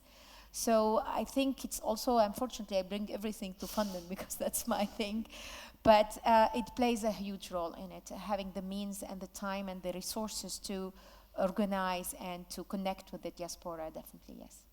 Yeah. So I would say that in Georgia, the artistic diaspora is very much linked to their home country still. So I wouldn't really differentiate. There are a lot of people who are abroad and are very successful and doing whatever they can, but they are also helping the young people a lot. We even had with the Goethe Institute a couple of years ago a very interesting project which was about the reverse brain drain. And we brought quite successful artists who operated in Germany or Austria or some other countries back, and some of them they haven't been there for years, but then they relocated. They came back. So it was really a very good project because I think out of 12 participants, 3 or 4 are now permanently based in Georgia. So this link is still existing, so I wouldn't really say that it needs any extra effort or anything. Yeah. Other questions? Comments, contributions? But what I would maybe mention, the thing is that still all these mobility grants and also the professional development schemes, they are very much compartmentalized because they are grouped based on the geography, and we somehow never interact with the people outside the region because there are a lot of programs designed for the Eastern Partnership countries, then there are the other ones, some other type of countries, and it doesn't really, or even if this kind of schemes exist, we don't really know about them and don't use these opportunities. So, but what would it, if we were to draw a map of what is possible, like what exists in terms of support structures, what would you say is missing? You say there is missing a broader approach, I would say, because all these big institutions that work on the cultural projects and somehow bring these peoples together. So, for example, also Goethe Institute, it constructs a lot of projects which are region, and the whole region is the post-Soviet countries, and the needs in these countries are absolutely different. But sometimes these people are artificially brought together, and I think that at some extent some of the projects are not very successful because everyone does what they can and what they want. but it somehow doesn't really overlap with each other very often. But for example, Danish Cultural Institute has a very good scheme now. They started to work in our region since 2 years, and their approach is, I think, also very unique, because they have these partners from the Eastern Partnership countries, but you are also given the freedom to decide with which partner you want to do this project. And this way you have overlaps, and you have also independent work and all kind of schemes. And this is really good, because we are not forced to be friends, like, you know, and we know all from the Soviet Union how this ends at the very, you know, but yeah, so but I think this forceful putting people together in different groups is really very outdated somehow. Yeah, and just a second, I'll let Wafa say, and then, And I'd like to mention the SDP project that we developed. I mean, the digital and the new technology brought a lots of opportunity and professional development that could be not. Of course, it doesn't substitute to physical meetings, but at least it offers something until these things. So, and I'm like you. I don't like waiting for people to understand where. So I'm very impatient. So with these online platforms, we have developed a program. It's called a Skills Development Program, which is now gives me the opportunity and the freedom to connect without needing any fund. It came actually from the perspective of how can I do things without getting stuck and needing money. So the SDP is based on win-win. So it wasn't a certain time where as CFW we wanted to be visible, people know about the platform more. The usual way to do it is to apply for a grant, to have someone given money, hire a communication person, a company, and then do the campaign. I said, okay, what can I do without having to have the money? I don't have it. What do I have I can offer to a partner in exchange? So the SDP comes in a very simple model. You are a very visible cultural actor in a space that I am interested in. You have programs that require capacity building and training for anything related to fundraising, access to resources, business model, which is my expertise. So the SDP is 2 months program. It includes 4 master classes. You choose, I have a catalog of trainings, and you choose what's relevant to your community. What I ask from you is, we open a call for applications, so we publicize, there is visibility. You select your community, we don't get into your things. I deliver 4 master classes for the selected community. What I ask is you share the posts about the event, what's happening. I become, as CFW, very visible to that ecosystem. There is a win-win, no grant, no report, no invoice, nothing of those things. And I can do it wherever I want, with whatever ecosystem I want, in anywhere in the world. And just this morning we were talking about the Mekong Hub. I said, oh yeah, we did it in Anglophone Africa. We're doing it, the French, we're doing it with Africalia right now, and the French-speaking Africa. And soon we're launching the Arabic-speaking Africa cohort, the SDP Arab-speaking cohort. And then with this morning we're talking about Mekong. I said, yeah, let's do it. Because the model is built, it doesn't take any effort now. To put in place this 2 months program, it takes 1 week, that's it. The model is there, the posts are there, the communication is there. We just change the logos, the name, and it's done. So technology sometimes it's not the best solution, but given that I don't have those resources, so at least I can connect people online and know some people, and the platform is amazing. We used in Spaces. I'm not making publicity for them, but there are really nice platforms that really help connect. Yeah. Thanks, Wafa. We have a question or a comment here. Initially I had the comment, but I feel like maybe it's come through. So, but maybe I'll speak a bit from my other hat. I'm here today. My name's Oyinda. I am the president of Res Artistes, but I also am the director of the Center for Contemporary Arts in Lagos. And most of my arts administrative experience has happened on the continent, or through this, on the continent of Africa, or through my relationship with this organization. And actually, when I moved to Nigeria maybe 16 years ago was when I first started hearing about Global South. And my founder, Bissy Silva, really felt it was important for us, even at the early stage of our careers, to travel. So anytime she had opportunities to travel, she would say to us, I already know all these people, I'm not going, you go, you know.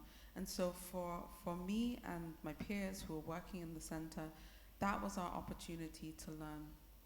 And I have to say, like now looking back, there were 4 of us at the time that she really took under her wing.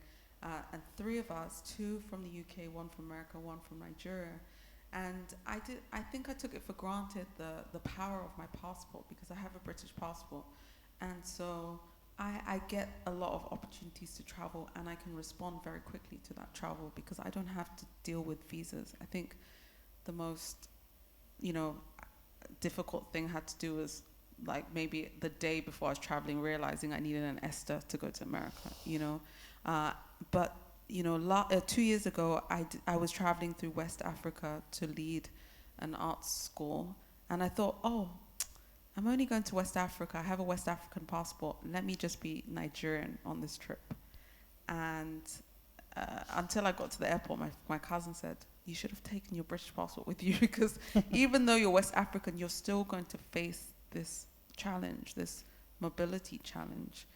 And so, it's something I think it's important in recognizing timelines, especially for people coming from places where the passport isn't as powerful. What does that mean in terms of open calls? I've led on open calls, and when it's quite tight, what does that mean? People are accessing visas to attend these international opportunities for them to build their careers. And so I recognize the hierarchy, and I recognize the privilege that I even have. And so I think it's very important also I always say that I bring in people to Nigeria as well because I want them to experience a little bit of challenge in getting visas. Nigeria, you have to get a visa. I don't know if there's, apart from West Africa, you have to get a visa. And I think that's important for people who have wonderful passports to recognize, especially because Nigerian visa office is a challenge. It is an obstacle course. And I think it's very good for people to recognize that coming, at least just once, so that there's like empathy in developing these calls for professional development outside of the continent. And then another thing I want to say is that traditional colonial connections, so it makes sense for someone from Nigeria or Ghana to connect with the UK, or for Francophone Africa to connect with with France. But it's important when we're doing professional development to also encourage for these opportunities outside of our traditional roots, so outside of our traditional connections, because that is where the magic happens. I've spoken to someone this morning from Slovenia, and I just happened to have been to Slovenia. That had nothing to do with my day-to-day practice, and a place I never thought I would go, but I learned so much from. And also CEC took me to Kazakhstan, and everyone's like, what are you doing in Kazakhstan? But I was learning about Central Asia because although we don't traditionally have a connection, I think there's an inroad, there's an opportunity for West Africa to connect with Central Asia, to connect with Asia, to connect with Western Europe. And I think when we're building training opportunities, either as organizations that do that or as leaders, I think we need to think outside of the box as well, so that our teams are gaining experiences that we could never have thought of or could give them through these traditional colonial connections. And also they can bring experiences back to us, and we can learn from them, and our whole teams can learn from them, and our ecosystems can learn from them. Yeah. Couldn't agree more, and I would have a lot of to say about that, but I'm being pushed from my right-hand side to close, but I'm just going to abuse a little bit and then give you the chance. One more comment, if anybody feels strongly about it, or if you don't feel strongly about it, but if you want to contribute. And if not, then I'll give you the floor to give last comments if you have them. Your turn. Okay. Yeah, my comment would be that mobility is a wonderful thing, and without mobility, I think my life would have been absolutely different, because it has contributed to a lot in my professional life, of course, my personal life. I don't know, so many different contacts, so many different perspectives, and I think it is very important to give the underprivileged people and the representatives of underprivileged countries, be it like, because they have a lot of challenges, also the simplest one, the visa, but also economic opportunities to go somewhere so easily. And I think it is really very important to work with these kind of communities and to give them a chance to expand their horizons, because there is an amazing potential in all these countries which is undiscovered, and the mobilities and the professional development schemes where you can meet new people gives you really a lot of chance to exchange and to learn a little bit more about yourself, and not only about the cultures of these people, but primarily about yourself as well. Absolutely. I can't agree more. Someone who's been over the last 20 years unable to live in the same country more than 2 years. So I can tell you, j'ai la bougeotte, like we say in French. And I think beyond the fact, I think this is why we are all in this sector. I think we share something in common, that visceral need to connect with the others, to know something different, to learn something completely that will push you to question who you are and how you live, and open your perspective. I mean, it takes you out from your center thing, you know, it humbles you and open your mind to, there are so different ways to feel, live, understand, and experience things, and you start accepting that there are different ways to live this world, and you have to accept it. And I think moving and living that, it's part of the process. It's not something you could read, you know. You need to move and live in the context, and then you learn. Yeah. Thank you very much. Thanks to both of you. It feels like the conversation is actually just starting, so it's somehow, are we finishing yet?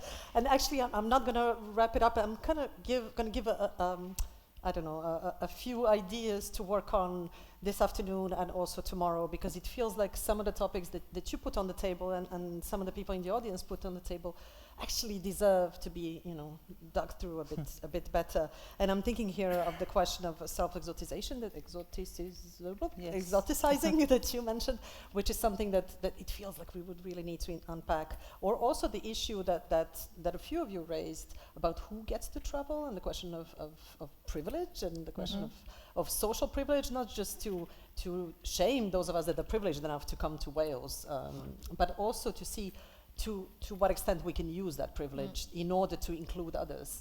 And then obviously the question of responsibility, and including the responsibility that we all carry for the colonial heritage, and what we can do about it today, to actually finally kind of stand up to that responsibility. So those of you that will be moderating this afternoon and tomorrow, maybe some of these can be also mentioned, and the discussion can continue. Absolutely. Thank you very much for taking part in this. And thank you for being here.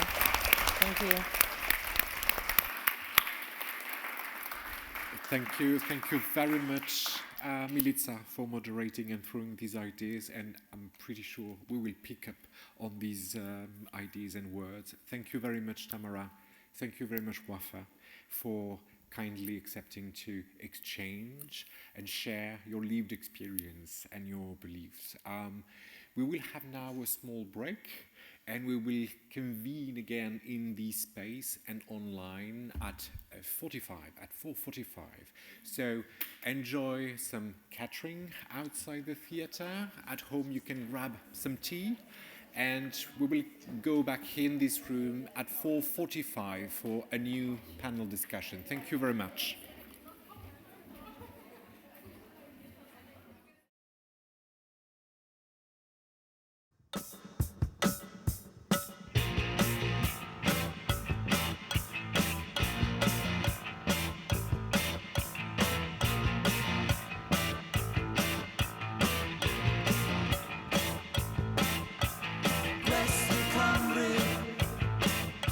This neb yn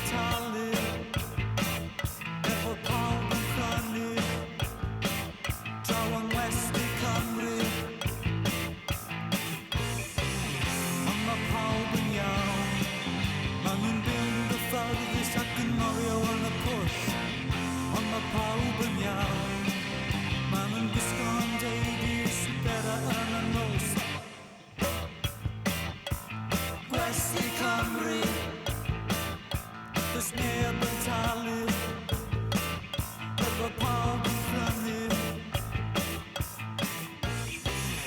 Ond mae pawb yn iawn, mae'r holl boblogaeth yn barginio am ei lle. Ond mae pawb yn iawn, draw yn disgwyl wan neu maen nhw'n dawsio ar y delyn o. Gwesti Cymru, does neb yn talu, efo pawb yn prynu. Ac fe gwelais hi, roedd hi'n mynd i stafell efo rhywun diall, ac yn ei charu hi, ei bod hi'n creu lan i mi.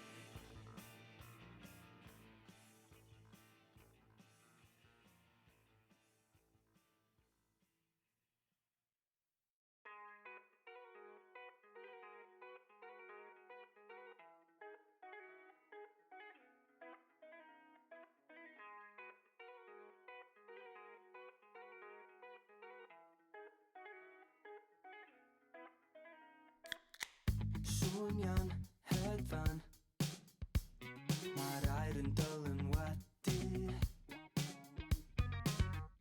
disgyn am ddyddia, a mae gwydr yn dechrau malu. So chwarae dy gêm yn gyfrinachol, ac yn dywenu plesu'r bobl, a dwi'n dechrau lari. Ti'n mad a heg sy'n manel a drwdd, her y law ond sydd yn gwahodd, a dwi'n dechrau caru. Dwi'n mynd a dod i fyny ac yn ôl. Dilyn y don, ti fyny ac yn ôl.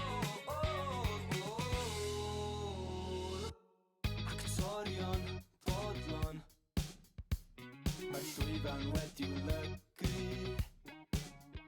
Y cyfarwydd sy'n ddi i arth, a mae'r cwmni wedi pydru.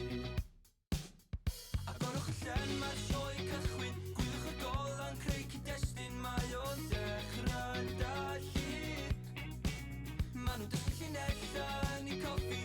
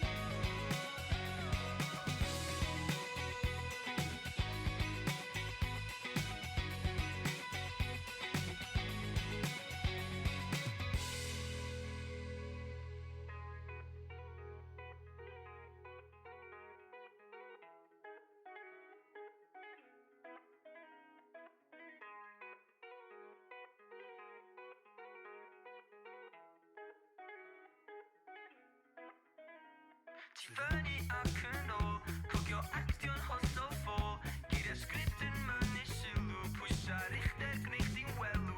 O ti fyny ac yn ôl, cogio actio'n hollol ffôl, geiriau sgript yn mynnu sylw, pwysa'r uchder gwneud chdi'n welw. Dwi'n mynd a dod i fyny ac yn ôl, dilyn y don. Ti fyny ac yn ôl.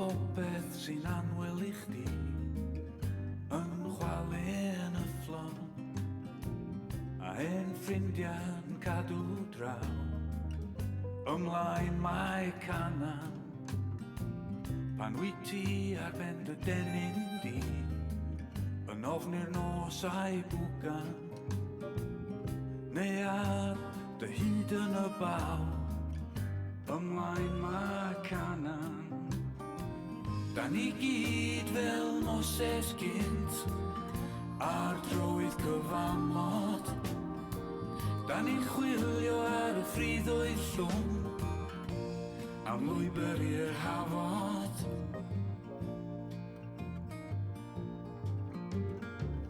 Ma'n y gorwynt yn dwad ffordd hyn Gwynt traed yn meirwon Dogger Fisher, Finister Rockall Shannon Wel dyma'r gwynt fydd yn chwalu'r hyd Dyma wynt i'ch dychryn Y mor oes y millennium Ymlaen mae canan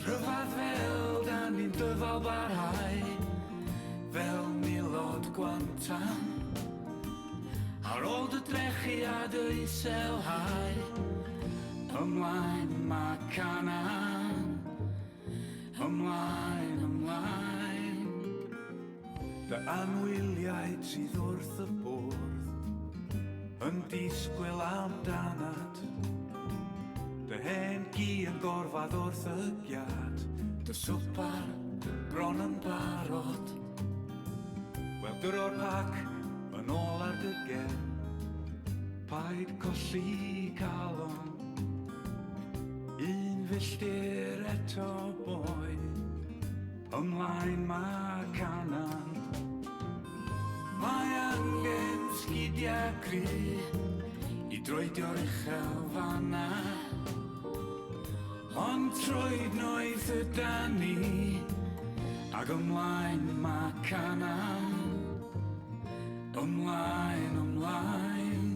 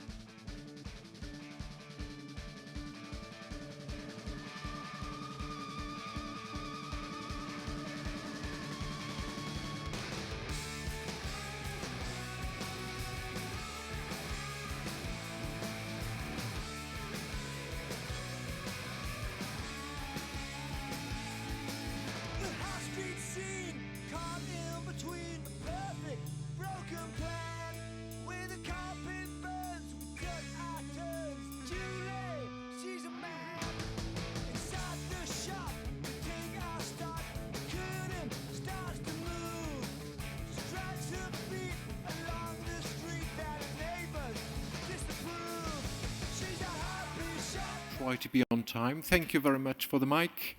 So please have a seat.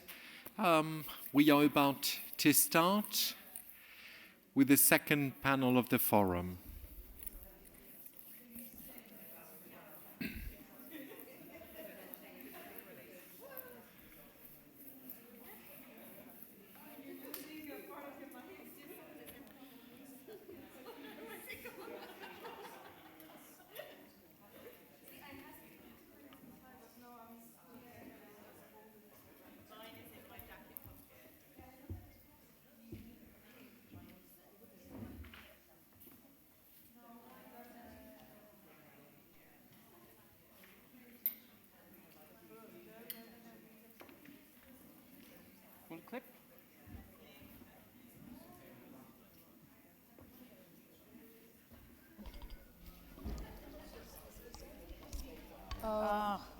have the second one or the other one? Yeah. When I was 18, ooh. 1, 2, No, 3. everyone can hear me.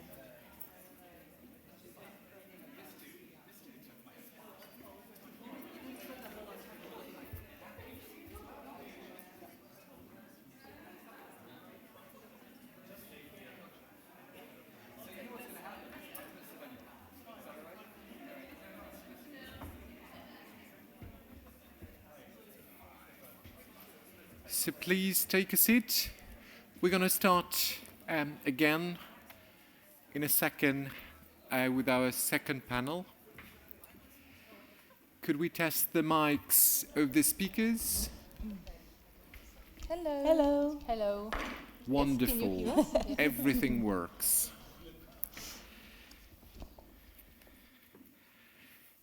So we're going to start again, also because we have online participants that are joining the conversation. So for all of you, welcome back to the second panel. I mean, welcome back to the forum. And this is the second panel. And for our online listeners, welcome. As you know, we have captioning proposed in the room and online. We know it is imperfect. So if it is distracting you, just don't look at it. We will make sure that these live captions, these captions will be, of course, corrected when we propose this online afterwards. So, again, just a quick introduction from me. I'm Johan Flock, the Director of Operation at On The Move, for all the people joining online. And for visually impaired, I am a white man in my mid-40s, wearing a grey jumper. I have brown greying hair and facial hair. I will, of course, ask my great moderator and our two fantastic panelists to do a similar exercise in a few seconds. So for this second panel discussion, I'm very happy that we will build upon many ideas and suggestions that were thrown out at us by the previous panelist, Tamara and Wafa, and our moderator, Milica. This second panel is entitled Valuing International Cultural Collaboration. And I guess this is quite relevant after the first conversation to delve into value-driven training programs, coaching programs, international development programs. The idea for the second panel is really to revisit the motivations and needs of cultural stakeholders and try to open new avenues to investigate how we value the international collaboration, but also how do we value the international as, a concept, a reality, as we touched upon already. The international is sometimes and quite often at home. To moderate this panel discussion, we have with us Anna Gallas, who was a great president of On The Move back in the days, and I had the chance to collaborate with Anna for many years. Anna is a curator, a researcher. She's currently working for the Warsaw Observatory of Culture, which is a quite recent organization that is developing residency programs, but also research projects, and will be coordinating the ICON program for displaced artists. Anna has a huge experience as a curator. Also, she has been co-curating the Warsaw Biennale, and have been hosting both many international artists in Poland, and I have also been hosting many key conversations about international practices. So Anna, I will give you the floor and let you. Thank you very much, Johan. Thank you for this introduction. Firstly, I would like to welcome everybody who stayed with us after the first panel and those who joined us online as well right now. So my name is Anna Galas-Kosil. I'm from Poland. I'm a woman in my early 40s. I'm a medium high and I have dyed hair till the medium length. And I'm wearing a skirt, a dark blue skirt and long sleeve, white and red. I'm going to talk today with my wonderful guests, wonderful women, Sarah Philipp and Laura Ganza. We're gonna, I think, continue actually the conversation that we already started before the break. And I'm also happy that some of the ideas that appeared during the first panel, I think we're gonna develop, maybe we're gonna dive a bit deeper into it or give it, or look at it from different angle. And of course, we will start together the discussion, but later, of course, the floor will be open to everyone that would like to comment and ask questions. So first, I will introduce my guests. Laura is a program manager at Africalia. It's an organization that operates from Belgium, but actually has got and works in a much broader context of African countries and African continent. It's focused on decolonization and inclusion in the Belgian cultural sector by promoting a qualitative representation of African and Afro-descent artists and arts in Belgium, as well as you advocating for the decolonialization of culture sector. And Sarah is a deputy director of Delfina Foundation, the largest international visual arts residency program in the UK, where she focused on partnership, future strategy and fundraising. And in the past, Sarah, you was a program of Policy and Art Fund, where you led the development of and delivery of the charity grant programs.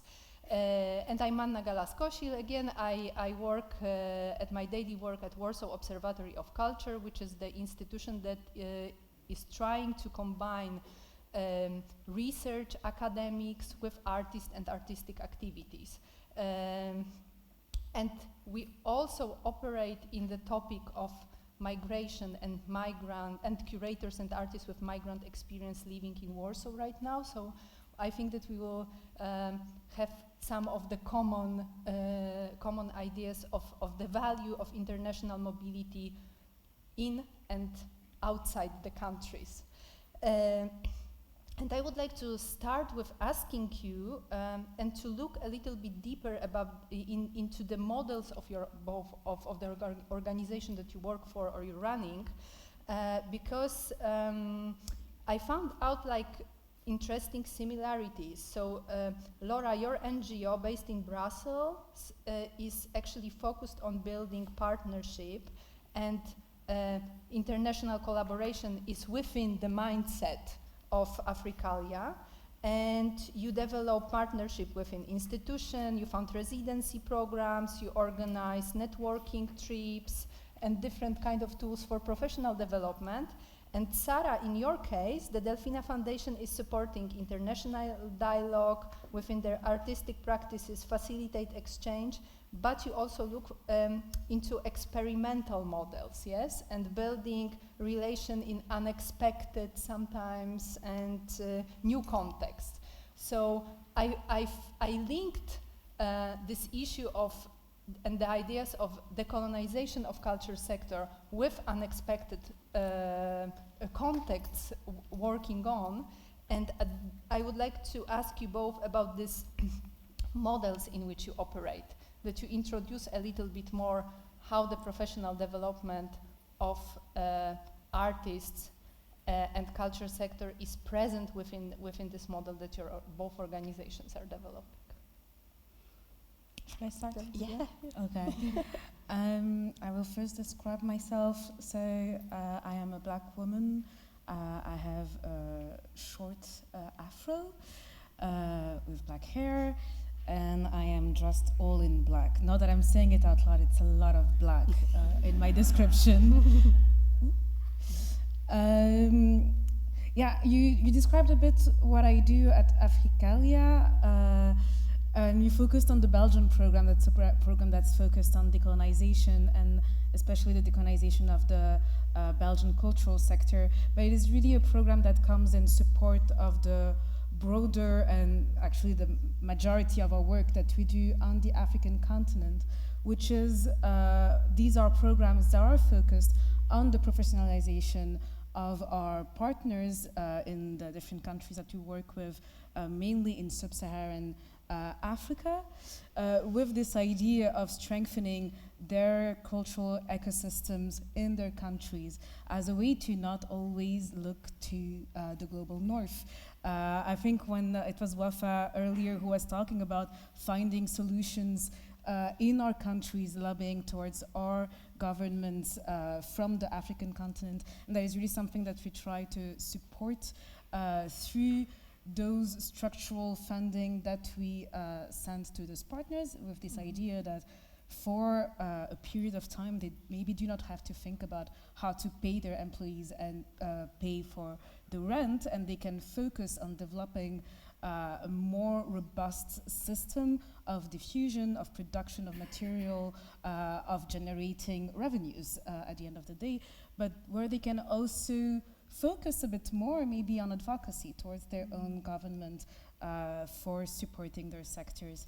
And part of strengthening their capacity for generating revenues, part of this work of professionalization of our partner also goes through connecting them with other cultural actors who are working in the same framework as them, who are working in the same ways as them, or in ways that can inspire them, not always in Europe, but also in their neighboring countries, also in further countries, maybe in Africa, that they might not think because of those language barriers, for example, that they have something to connect on. But where we see from here, from working with all those different ecosystems, oh, but this partner in Mali is doing something that's very similar to our partner in Uganda, and they haven't connected, and we can connect them. We can offer this network. We can make sure that when they go to Mali to learn about how they are making their institution work, that they don't only see that one institution, but that they see all the partners and all the network that we have created in that country, and that they can bring that back. They can bring that back in their own country and then share that knowledge, which is something that we find very important, and that is one of the criteria when we are looking for partners as well, is do you have this capacity to then share the knowledge that we have made possible for you to gain? Are you going to diffuse it in the rest of the country? I'm thinking of our partner in Kenya, Creatives Garage, who, just as the name says, it is like really a garage of creative people that does everything from sound, music, to video, to podcasting, but who has also now developed a masterclass program. After now, I think it's our 7th or 8th year of working with them, that they're like, okay, we are at a stage in our development where we feel that we can also share this knowledge. And with this masterclass, the goal is, yes, to create a more professionalized ecosystem in Kenya, but also to not be the only one, to have other people that they can exchange with, and that they can support each other and be able to do advocacy towards the government and say, hey, look, we are creating work, we are creating jobs, we are developing economically this region, but we are also, like, creativity is more than just making money, it's also creating spaces for the youth to imagine new futures, and we are making this country more and more visible on the international scene, so maybe you as a government should support us a bit more. And that is something that we can see that our partners, by traveling to other countries and seeing like, oh, this partner in Zimbabwe, where there is a shrinking civic space, has been able to do advocacy. How can I learn from him? And how can I do that in my country? Thank you. Sarah? Hi. So I'll describe myself. I am a white woman in my 40s, which continues to surprise me. I've got short brown hair. I'm growing out a pixie cut, and it's very painful. And I'm wearing glasses, and I've got a grey and black check jacket and a white and black stripy t-shirt on. And I just sort of like to start by saying that I've been working at Delfina since the summer, and before that I always worked in a UK-only context, so it's a real privilege to be here and to learn from so many wonderful colleagues who've been working internationally for so much longer than I have. So at Delfina, international collaboration is kind of operating in slightly different ways at every single level of our organisation. So it's part of our founding values. We were founded to provide residency space in London for artists from the Middle East. And that very quickly grew to artists from all over the world. So far, we've worked with artists from 93 countries, 70% of those in the Global South and in diaspora communities. So it's really, baked into kind of who we are. It works in terms of our funding model. We raise all our own money, and our funding partners come from all over the world and help to support artists and curators from all over the world to come to our residency space in London. It's absolutely critical to the residency programme itself. So we have space for 8 artists, and we work with about 40 in total every year who come and stay in London with us. And those 8 artists at any one time, it's very rare that they would come from the same countries. So we've normally got 8 artists from different countries, from different regions, at the same time, and they live together. And there is a group program of visits and workshops, as well as individual programs for individual personal development. And it's also a research-based residency, so there's no expectation that artists will produce anything, will make anything. They can, of course, if they want to, and we'll facilitate that. But it's more about providing space and time to think, to connect, to discuss, and to experiment and collaborate. So we find, and our funders quite often also kind of are interested in, bringing people together, sort of very peer-led support, peer-led learning, peer-led kind of action research framework, which we facilitate to some degree, but which they facilitate for each other, I think, a lot more. And then those networks, those relationships that they've made, both with each other and kind of more widely in London, those get taken back. And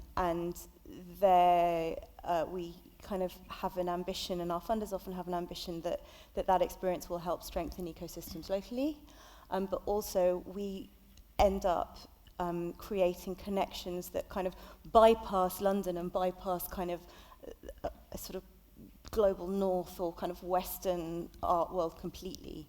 So currently we've got a curator from Bolivia and an artist from Taiwan, and they have forged a kind of really great research connection, and they're going to be working together. Mm-hmm. And that's a kind of really extraordinary privilege to be able to help kind of generate that. And I think that we are able to do it because of the way we kind of think about bringing that group together, but also because that group lives together.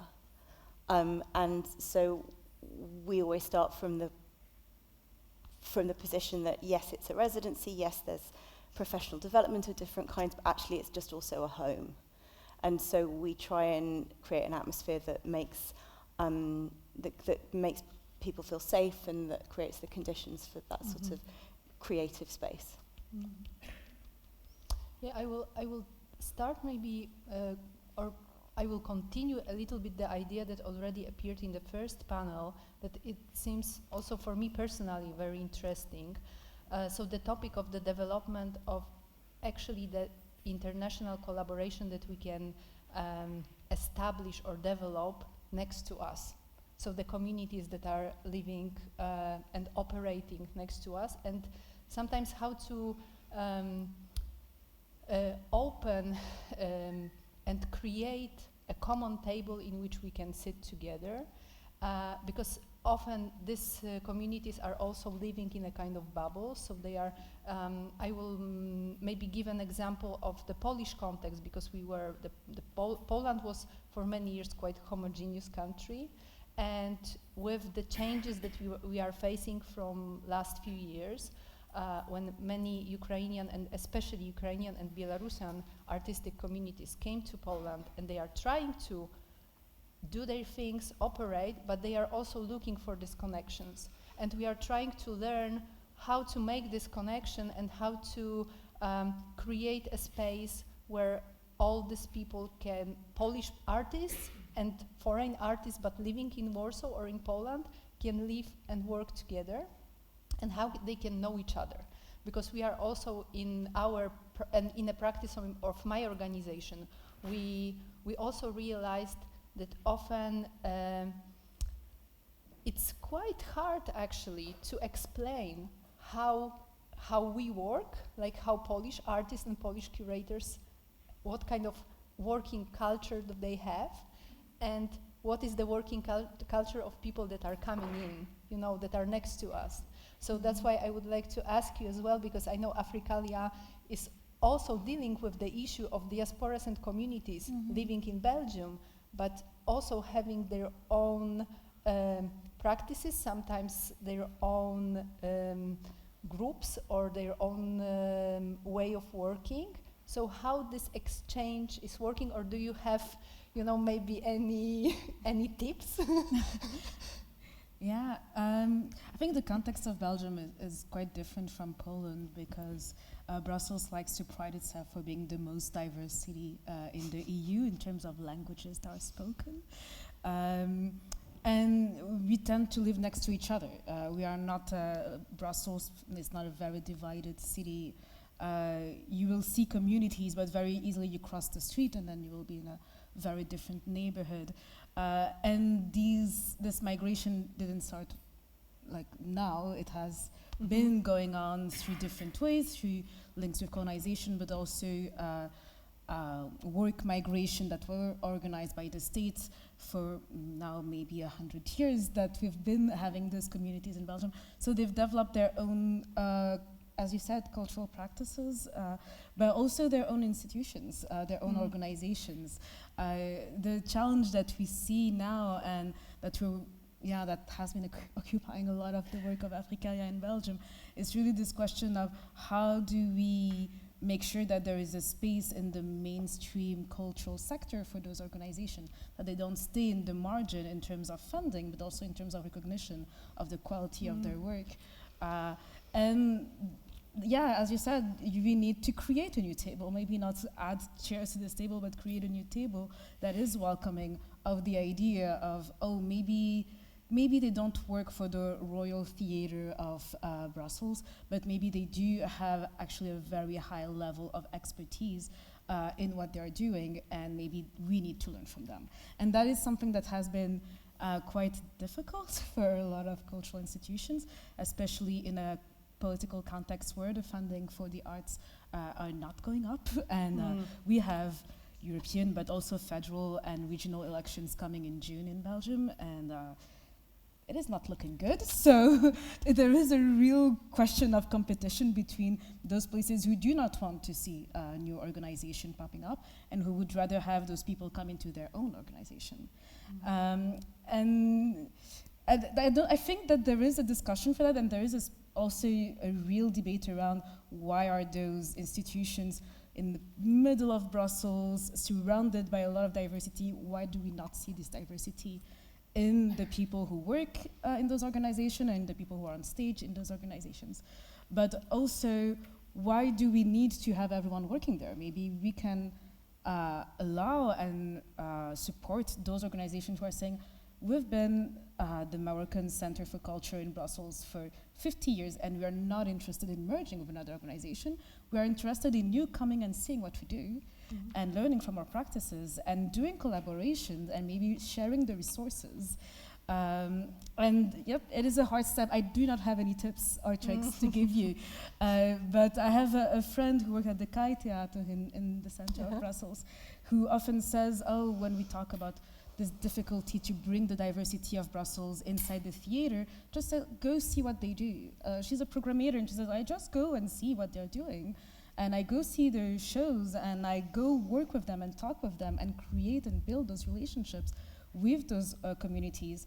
And then, yeah, it makes sense then to fit them into my programmation because I know what they are doing, and they know that they are welcome to come propose a show here or to do a collaboration with us. And I do think it has to come from those more mainstream institutions to do this step of, okay, maybe I will get criticized, and maybe I will be called a lot of names that I maybe don't think that I deserve, but maybe also this is an opportunity for me to learn from those communities who did not discover the word decolonize in 2020, but who have been practicing these for as long as they've existed. So I would say, yeah, go outside your buildings and see what's around us. Sarah, and what do you think? How to create these conditions that might help this kind of collaboration, exchange as well? Yeah. And because of this meeting, yes, because to establish the relation, people need to meet and see each other, and how to build good conditions for that. It's kind of locally with, yeah. So something that I'm thinking about a lot, and on the one hand, so at Delphina, our London and the kind of the contemporary art, visual art scene in London is very international. And so our kind of principal audiences, we have a small gallery space, we do some public programming, our kind of principal audiences for that are other artists and art students, and and they all live in London, and it's a very international and kind of diverse group of people that quite often mirrors the artists that we have. One of the limitations, and so we're in this nice little kind of bubble. And one of the limitations that we have, I think that we're all conscious of, is that the residency is an English language residency. I know we've been talking about language a little bit earlier, and so straight away we're into the realms of kind of the international contemporary art world. And then the kind of other limitation that we have is, because we're a residency space, because of kind of what we do, because of the artists that we have, we and the audiences that we get, we are talking to each other. And having come in my previous role from an organisation that worked with museums and art galleries in the UK, where all the focus is on audiences, like I would say to the detriment of the artists quite often, but it's quite strange for me not to be sort of thinking about kind of outreach and community work in quite the same way. But one of the things that we are thinking about is how we play to our strengths, I think. And I think this is, something that we all need to think about, particularly as in the UK context, particularly as funding is cut. What are we good at? And at Delphina, what we are good at is supporting artists at kind of quite relatively early stages of their careers. The relationships that we have kind of with local communities, which are strongest, are with art schools and art students. But then there are 2 state secondary schools around the corner from us, both of which offer arts at kind of A level, which is, if you don't know, is like 16 to 18. So and those are the local communities I think we should be talking to, because, and those are the communities we kind of are planning to talk to, because that makes sense for us in terms of our role in this kind of the talent pipeline in the visual arts. So, those communities, those young people are a diverse group of young people, which is reflected in the artists that we have. So it makes sense in kind of lots of ways. So for us, and I can really only speak for us, we're a small organisation. We've really got to play to our strengths. So yeah.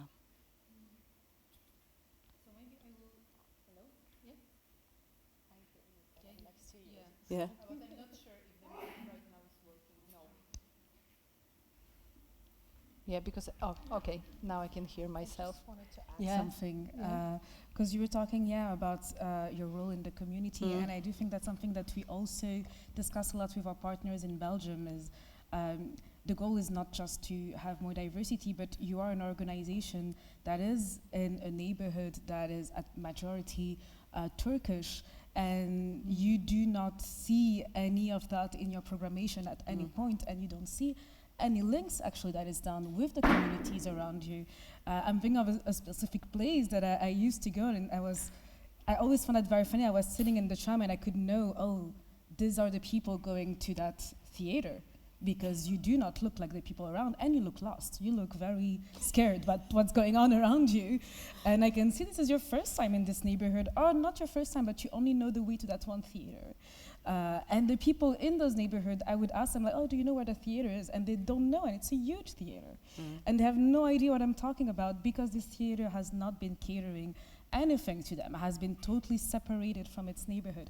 And I do think that Belgium, with its history, with the communities that have been living there for so long, and Africalia with the link that we have with ex-colonized country by Belgium, such as Burundi and Congo, where we have programs, it makes sense to connect those programs with our partners in Belgium, and to encourage our partners as well to, just step a foot outside your institution and look who are the people around you that are not coming to your theater, and why are they not coming to your theater.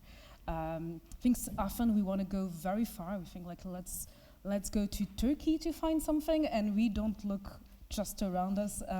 And what you're saying, like connecting with the schools, who are as diverse as your not your programmation, but your residents.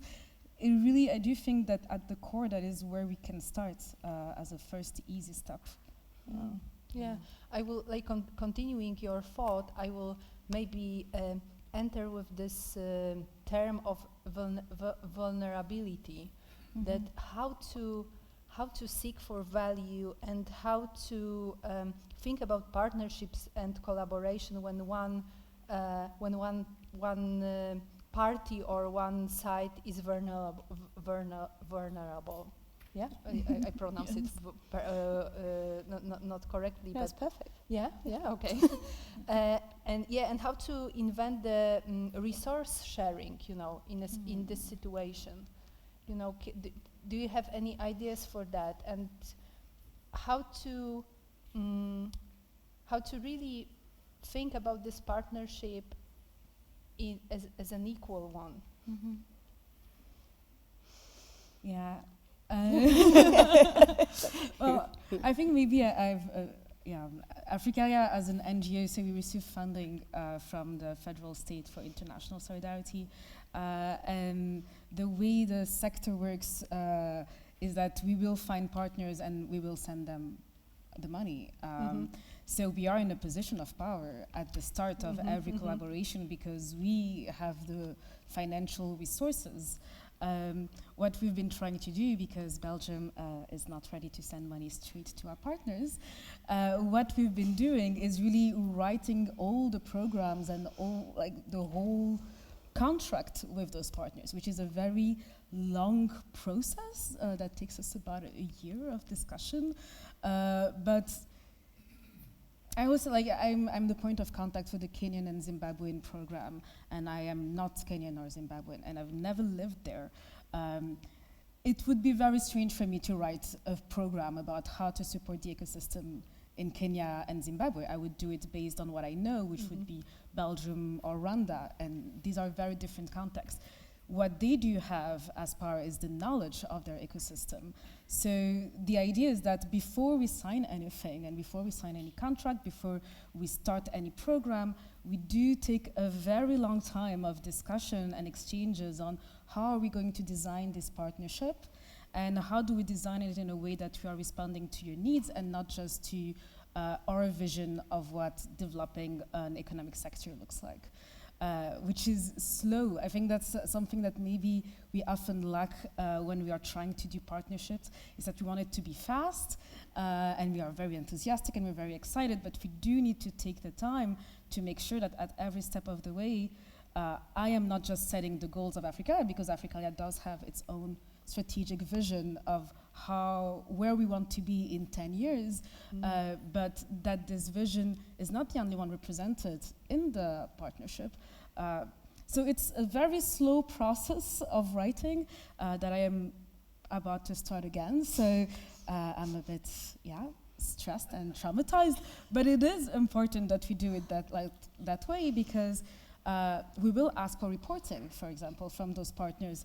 And asking for reporting in exchange for money can very quickly look like we are their boss and that we are deciding what they should do, which is very different if you are the ones who have written what you want to achieve in those 5 years contract.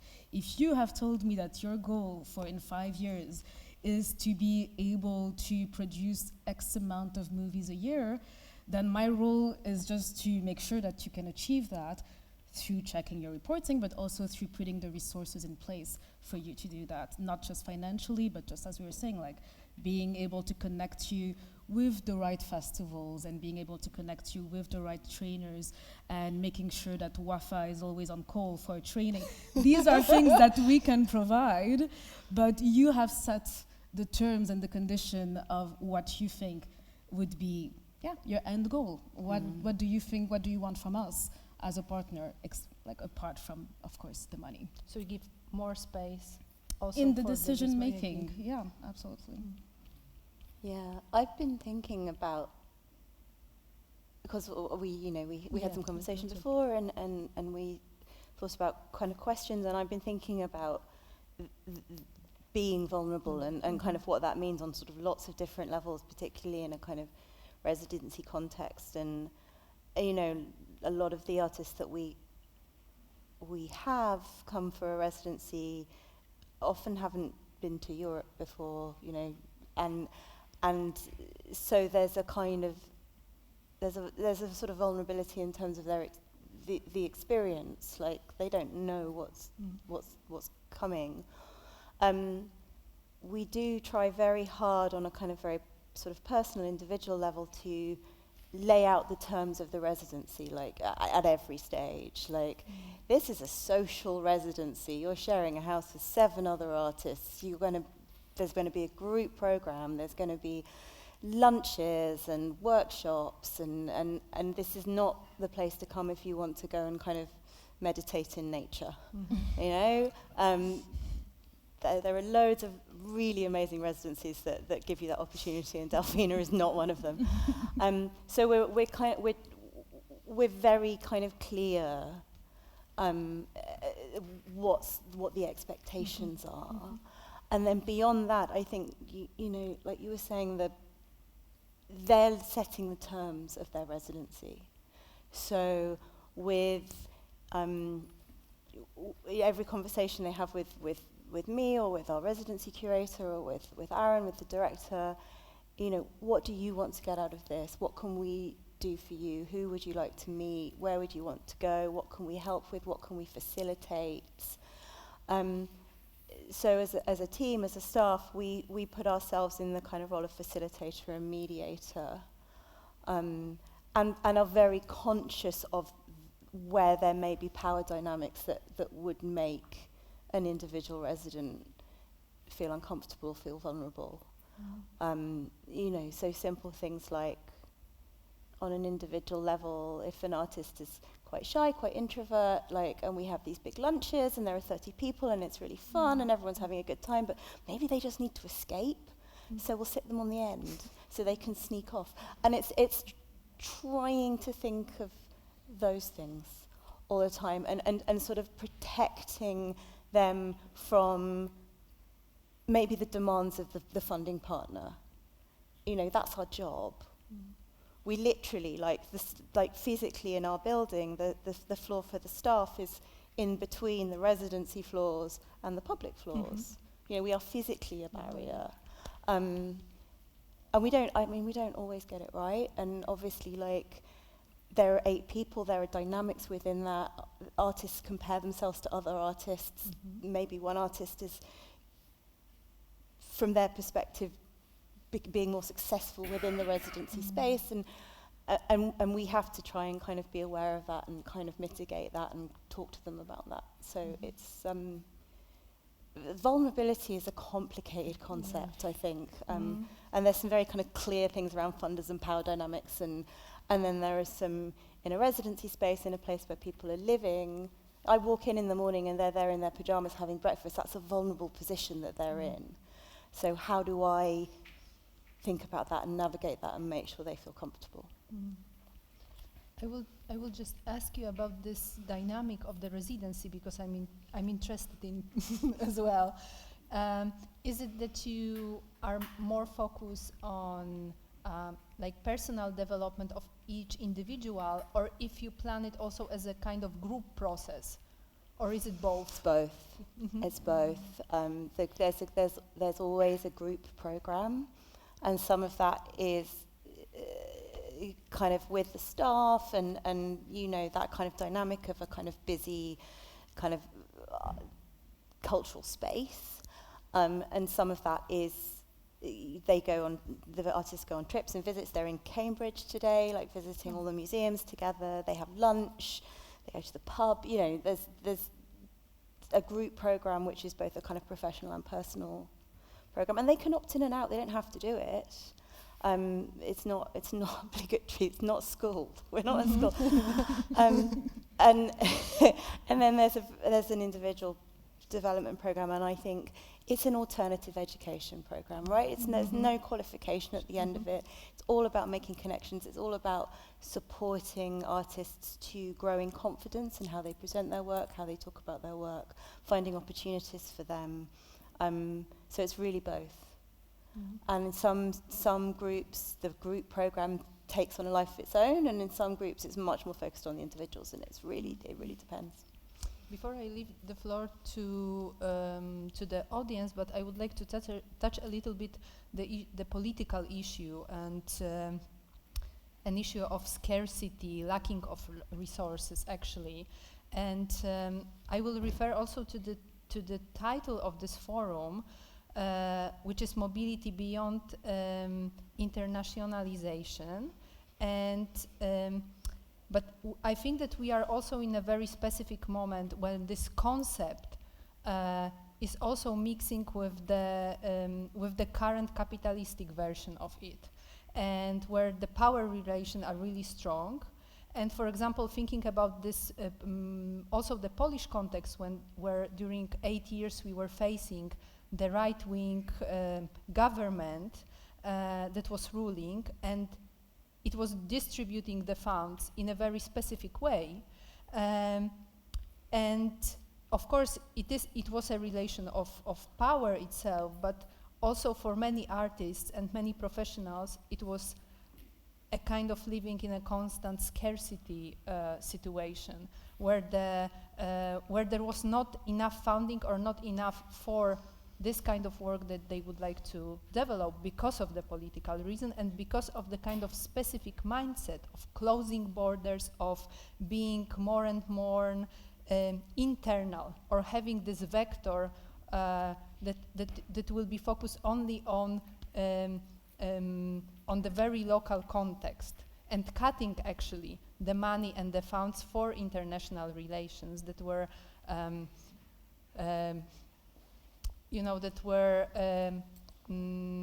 described as something that is bringing alien ideas inside the country. So my question would be like, how to seek value of international collaboration in this very difficult political context, or when we are facing, okay, in Poland, we are saying that this ship turned into right direction, but we still have more than 30% of people supporting right wing. We are facing the growing nationalism in many European countries, and in many countries we are waiting actually for the results of elections soon. We are waiting for the situation in USA. So my question would be like how to look for the value and how to still support international collaboration in this or within these difficulties. Which of you would I like to solve the problem I first? mean, if we could solve this problem, we could all go home. I mean, there's this, there's a similar problem in the UK, and funding for kind of international collaboration, international work, there's much less of it than there used to be.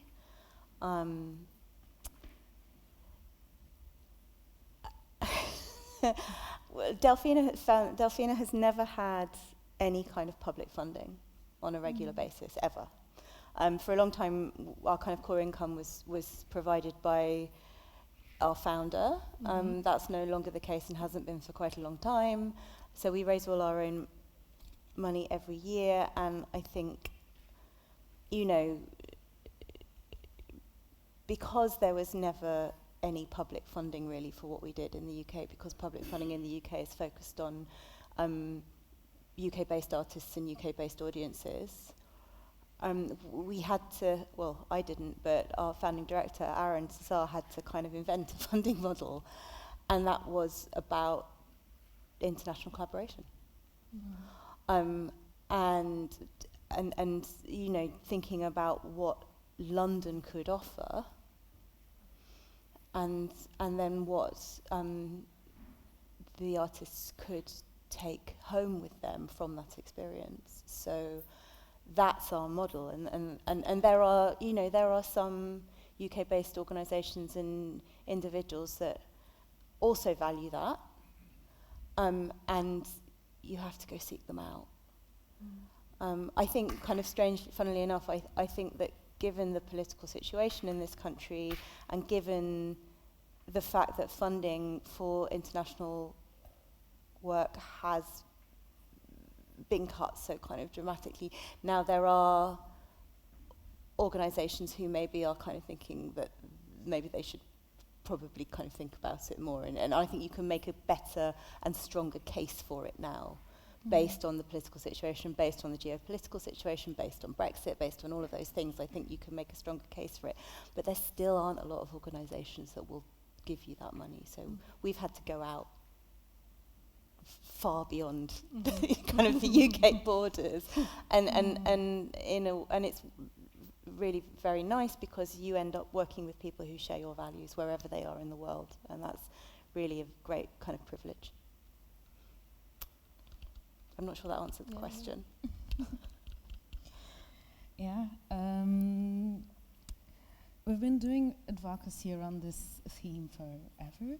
And it has been going in two main ways. There is really this question that I was talking about earlier of how do we, on the regional level in Africa, strengthen also those connections, that they are not dependent of a European Union that's going more and more on the right. And I mean, Africalia itself, we are in not a comfortable position because we are an NGO founded by the International Solidarity Department of the Foreign Affairs. And we work on arts, which are not the two subjects that the extreme right loves the most, international solidarity and the arts. This is maybe not the best strategy to keep a job that we've found. But at the end of the day, we do see that the cultural sector in Belgium sees the value of that. They see in like a very basic way of this is bringing in more people inside of theater and more people inside of museum. So we want to continue developing those international networks. We want to continue having more and more artists coming from abroad. And that is great. And then we are faced with my favorite subject, which is the question of visa. And it is not going to get better. I'm very not optimistic today, but it might get better, but it is not looking great at the moment. And I think the only thing we can do is fight for a better system. I'm thinking especially to all the ones coming from the EU. the Schengen visa process is horrible. And I do think we should fight for and advocate for better processes and more humane processes as well. But at the same time, we, like as Africalia, we do want to see on the African continent more and more of those networks being developed throughout the continent. I often talk about how Africalia brought a lot of our artists in residency from Burundi to Morocco, thanks to like a great collaboration with the Huva Foundation, with Marwan. And that those artists, they had never been to Morocco, and I don't think that they would have thought of going to Visa for Music, even though they are musicians.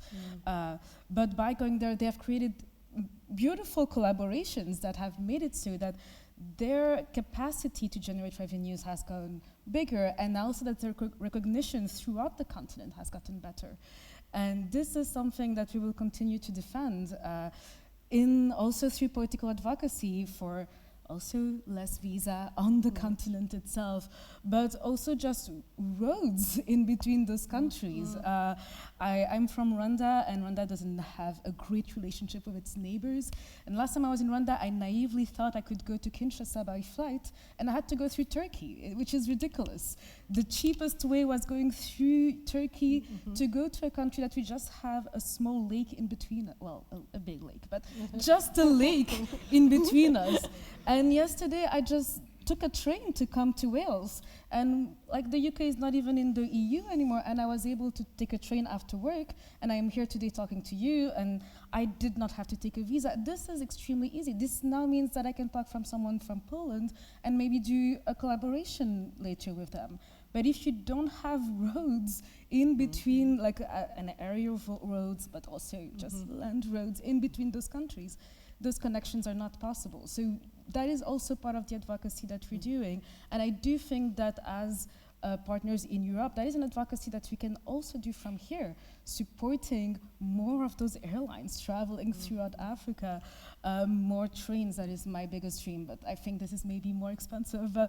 More ways to travel from one country to another and make those connections possible, because I don't think the European country can still be such a hopeful place for mobility for African, seeing the political context. Thank you. I will ask you for comments or questions right now. Hello, I'm Ruth. I'm here because I'm on the Arts Council of Wales, but my day job, even though I'm a freelancer now, I've been working in the field of disability and deaf arts for over 30 years. I'm self-disclosing as a disabled deaf person. It's fascinating, the conversation, and you asked about the extremism that we're seeing around the world. No more, it's so important that artists now are given the voice, because they can be the ones who can challenge the inequalities we're seeing, etc. But I wanted to pick up on something that was said at the end of the last debate that we had, and that was about privilege, and the fact that it's a privilege to move and to go places. And I'd want to remind you about those people who've not had that kind of sense to develop themselves as artists. They can be outside as artists. I'm thinking particularly about the work I've been doing in disability and deaf arts in lots of different countries, Africa, India, as well as setting up an international festival in Liverpool, where we have the same problem. People wouldn't believe people can be artists if they come from different communities. So we have to challenge those sort of things. So I think when we're talking about privilege, we really need to think about those people who never had a voice in this sort of conversation, who are not seeing the power base suppresses and puts people down. It can be culture, but it can be because people, at some of the countries I've been in, people weren't even allowed in school, even though countries have signed up for the UN Charter for the Rights of Disabled People. Article 30 talks about the right to a culture and artistic expression, but we're not seeing it happen, and we're not seeing some of these bodies really accept that and start to change the game. And the way we can change the game is by having ourselves reflected throughout society. We need to be able to do that more. So, thank you. Thank you. Thank you very much. Yeah, we have one more comment here on the right side. Just there. Thank you, Johan. I will try and stay very brief because I'm speaking tomorrow. I don't want to burn any of my secret cards. We know we had the same Yes, at our exactly. previous panels. But I kind of felt obliged because Wafa mentioned me and then Laura mentioned me. So, hi everyone, my name is Marwan. I run the Hiba Foundation in Morocco. What I wanted to say is quite a strong reflection that I believe in, and it's the way that we work. I think when I reflect on international collaboration, what I think about first is that maybe the conversation is being held only on one part. Maybe we are only thinking about the most powerful and the ones who have the skill set to be shared with the others. But maybe, and I'm just proposing this idea, us on the other side of the Mediterranean, or us on the south, or whatever name we're calling that, maybe we should build ourselves a list of skills and a list of knowledge that we can share with the other side. Maybe we can ourselves stop trying to be like someone else or like another organization, or and maybe start reflecting on what is our context and what do we know how to do better than someone else, or not even in comparison, what do we know how to do, and can we share it with the others in terms of international collaboration. We keep forgetting that collaboration is not unilateral, it's rather collateral or bilateral or trilateral or whatever number we want to put on it. Multi, yes. It's just the stress of everybody looking at me. It'll be worse tomorrow. Well, this is my internship. So yeah, the global idea is that let's really think about international collaboration instead of a direct arrow from one side to another, generally from the north to the south, looking at the planet Earth around as it is. That's my reflection. Thank you. Thank you. I will follow that, because I think that it's so important that when two different parties meet, it's not only that you present yourself and the others what they have, but that each of us make a space to find or to rework on something that's going to be common for both of us. Yeah, and I just want to also, because it really resonates what you're saying, and I do think that there is also something very interesting happening when we ignore the global north, and that we look for different ways and practices in those countries that we do not explore usually. I think it was in the previous panel that they were talking about the link that could be done, I think it was you, the link that could be done between Central Asia and West Africa, because they've both been on the margin and they've had to develop their own practices. Often I do think that there is their collaboration that can be more equal, because none of the parties come with this idea of, oh, I am the one who knows and you're the one who needs to learn.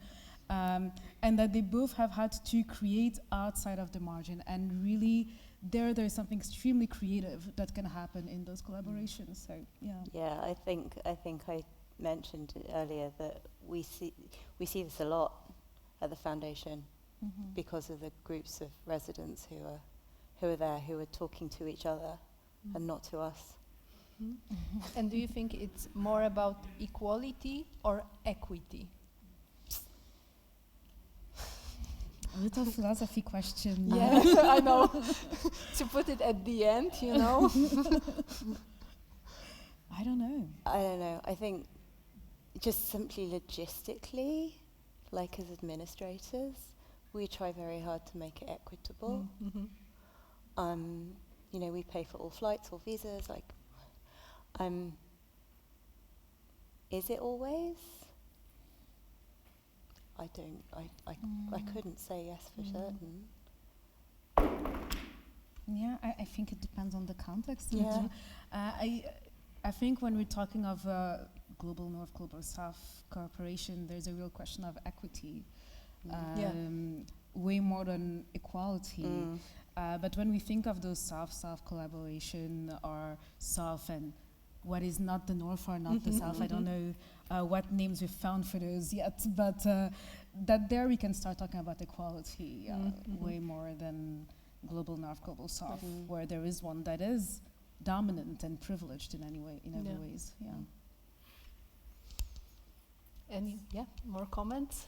Yeah, how many do we have? How many comments? 1, 2, Yeah, three? Okay, so, yeah, you've got the mic. Phone.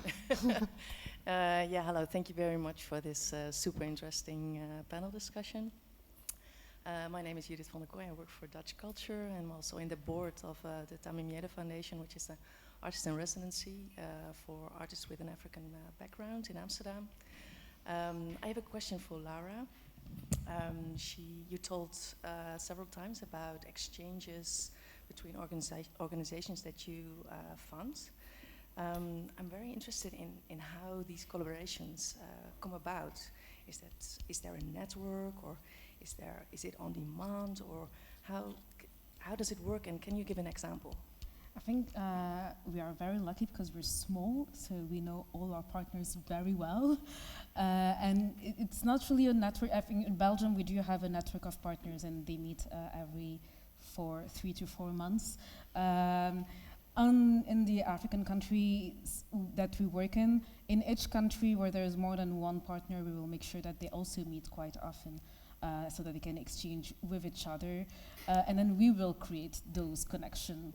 I think, but sometimes it also happens a bit by itself. Like recently, I had a partner in Belgium telling me like, "Oh, I met your partner from the DRC, and they do exactly the same thing as us, and we're going to collaborate because it makes sense. I want to learn from their practices because I've been struggling with this very specific thing that you should just." I don't know, like it's very interesting to see how sometimes this connection can happen, that they say, oh, I also work with Africalia. And that will happen very organically, but most of the time we will organize it. We will see a strength that has been developing in one partner and that we want to connect with another, and we will make sure that they meet online or IRL, yeah.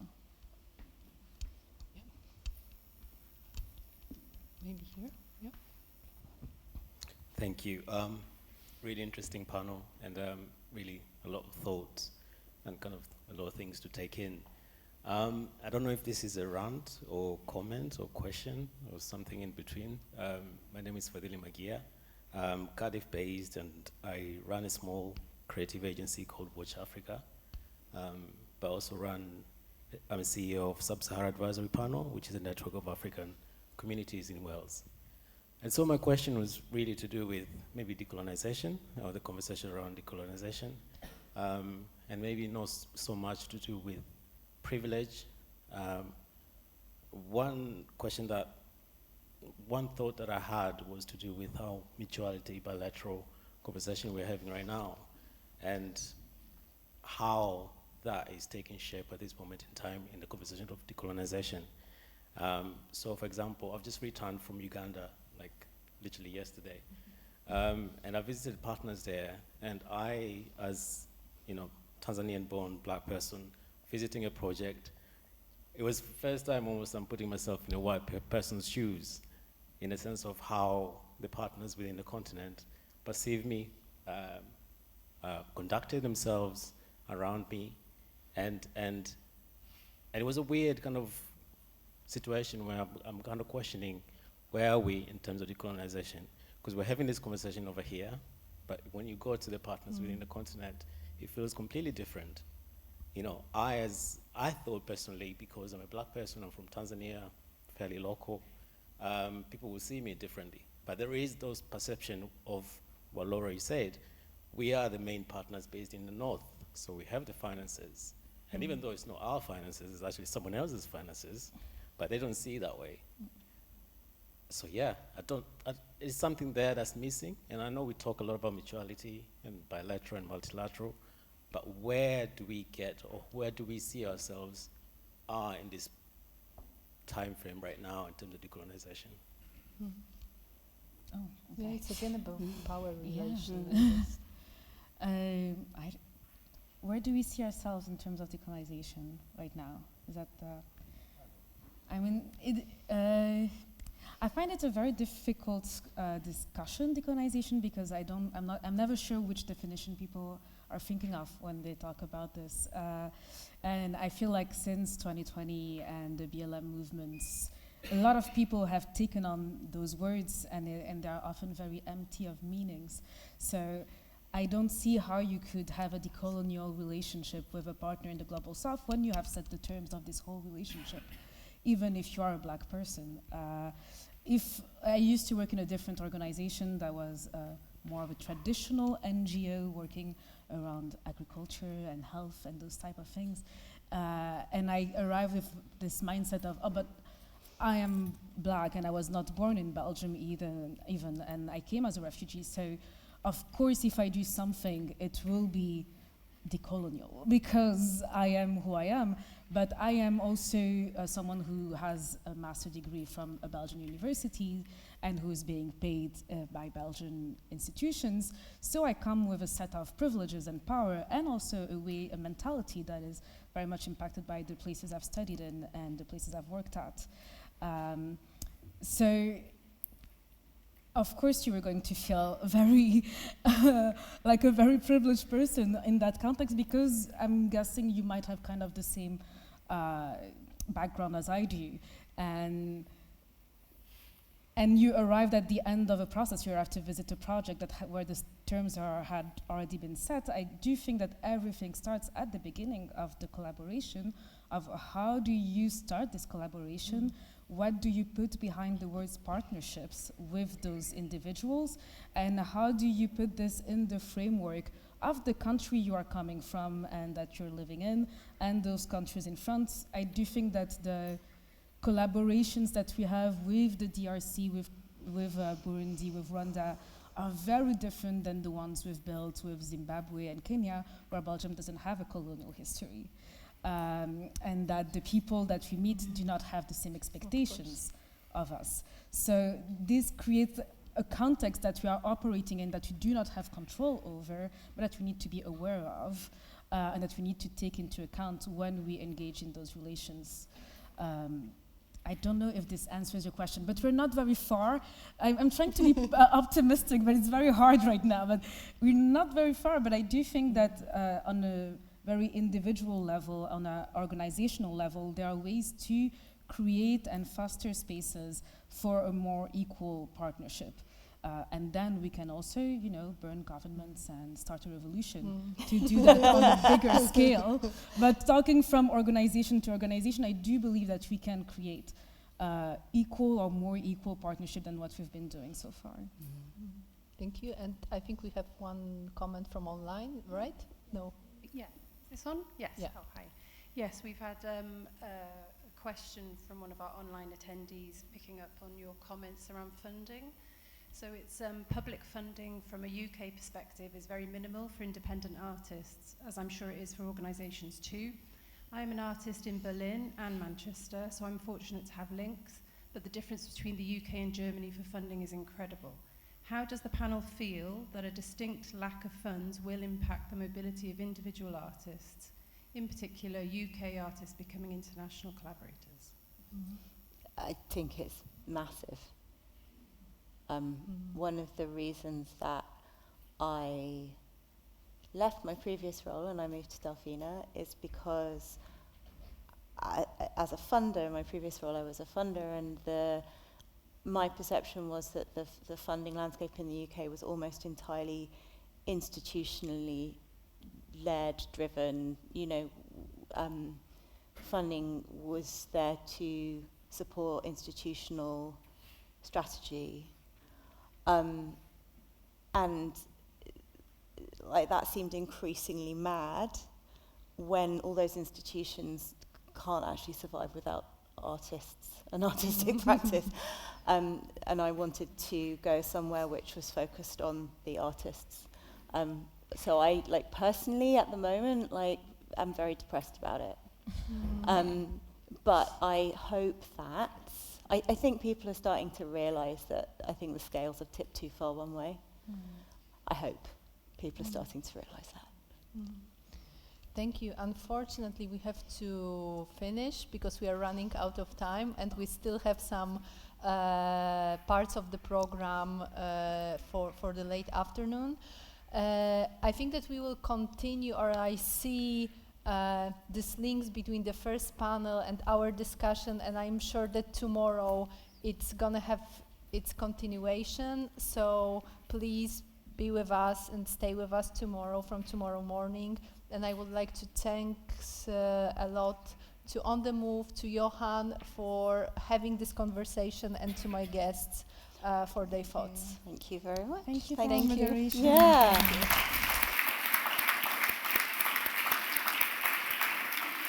Thank you so much, Anna and Laura and Sarah, for proposing so many themes and topics, and to leading us to future conversation. As tomorrow we'll have 2 new panels investigating further many of the topics that were brought today. We've reached that moment where the second panel is over.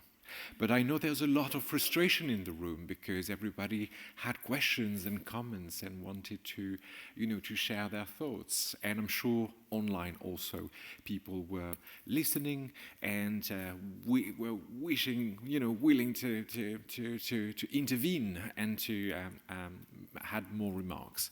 So that's fantastic, because the forum continues tomorrow and there will be plenty of time to actually continue this conversation. This is the tricky part of the day where somebody has to to share some takeaways, and this is me. And it is a complicated task because the conversation was so rich. So I just want to pick some of the words that resonated with me personally. So not as an institution, not as a whatever, but really as a cultural professional that I've been around for a couple of decades already. What's fascinating is we started the forum with a lot of keywords that resonated a lot with the early studies and reports that came out on cultural mobility. So I don't know, some of you in the room are old enough maybe to remember the Mobility Matters study. And I remember when we started to work after this great European study, this cornerstone for, on the move and cultural mobility themes, we talked a lot about the motivations to engage internationally. We talked about the prestige, not only to go abroad, but also to come back home. And it was fascinating to hear from Wafa, from Tamara, all these, to use these keywords of, yes, we need international exposure, not just to travel everywhere, but also we need international exposure where we are. Because in the end, and this is something we heard a lot, international is literally next door. And maybe the feeling of isolation is something that was also, discussed, how different international communities actually live side by side, but not really exchange very often, and maybe the international starts from home. What was also very interesting for me is to hear that these trajectories are not straightforward. And what comes to mind when listening the different experiences is that we don't go from point A to point B. The point of departure is quite known. We know that we want to engage internationally, but sometimes we also want to walk away from home, from whatever happens at home. Political distress, and we talked a lot about politics. Maggie Russells and Ellen Hav, we talked a lot about politics today. And we don't always know where we want to land. And the idea of landing is also very interesting. How do we land? Where do we land? And sometimes we land back home from this intense traveling. And I was, very interested by the relocation. How do we relocate ourselves after having an international trajectory? What also came to mind when listening to you is the idea of mandate or mission. Many organizations in the room lead organizations that have a mandate to act internationally, that has a core mission to act internationally. And it feels also very interesting and important that many of the institutions that we mention, the organization that we lead or collaborate with, have this international dimension in their DNA. And we take it for a given. And it's not a given in the end. So I like very much the idea that this is a new gene that we have. And, you know, a special bone will grow out of this gene. I don't know. I like also that we always go back to the basics. Visa issues are still visa issues, and we still continue to address these problems and the powerful passports or the less powerful ones, and the barriers and boundaries that are created, and many of you were talking about this. But beyond these barriers or visa issues, and very sometimes practical issues on crossing borders, having roads and routes and railways to cross borders, there are also the idea of independence, which is something that I find very interesting in the professional development that we try to draw in this physical and virtual room. Independence of the artist or the culture workers to decide what is the landing mark, what is the destination. The idea that many organizations create frameworks or conditions, but don't impose an agenda, and try to create the conditions for the artists and the workers to actually decide what they want to learn and how.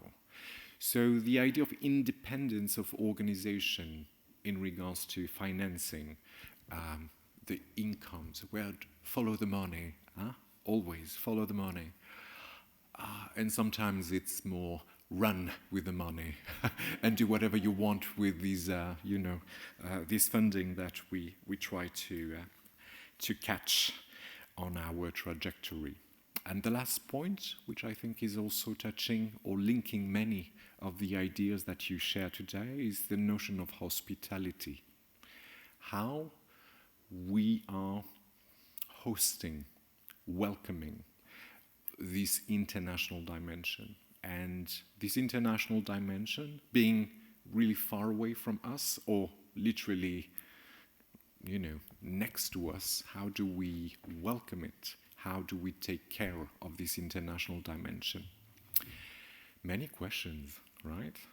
And not yet, the perfect drawing, but we're heading there. So I want to thank you, everybody.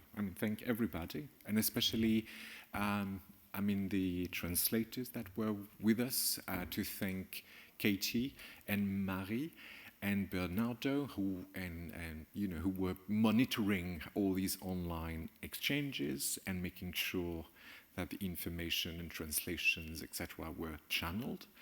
Again, I want to thank our dear host and especially WellSouth International for, putting all the efforts.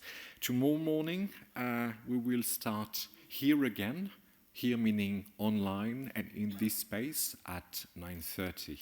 But I'm sure some more guidance will be provided now by Eluned. Diolch, thank you. What an amazing afternoon. Thank you, everybody. I've learned a lot and a lot of questions.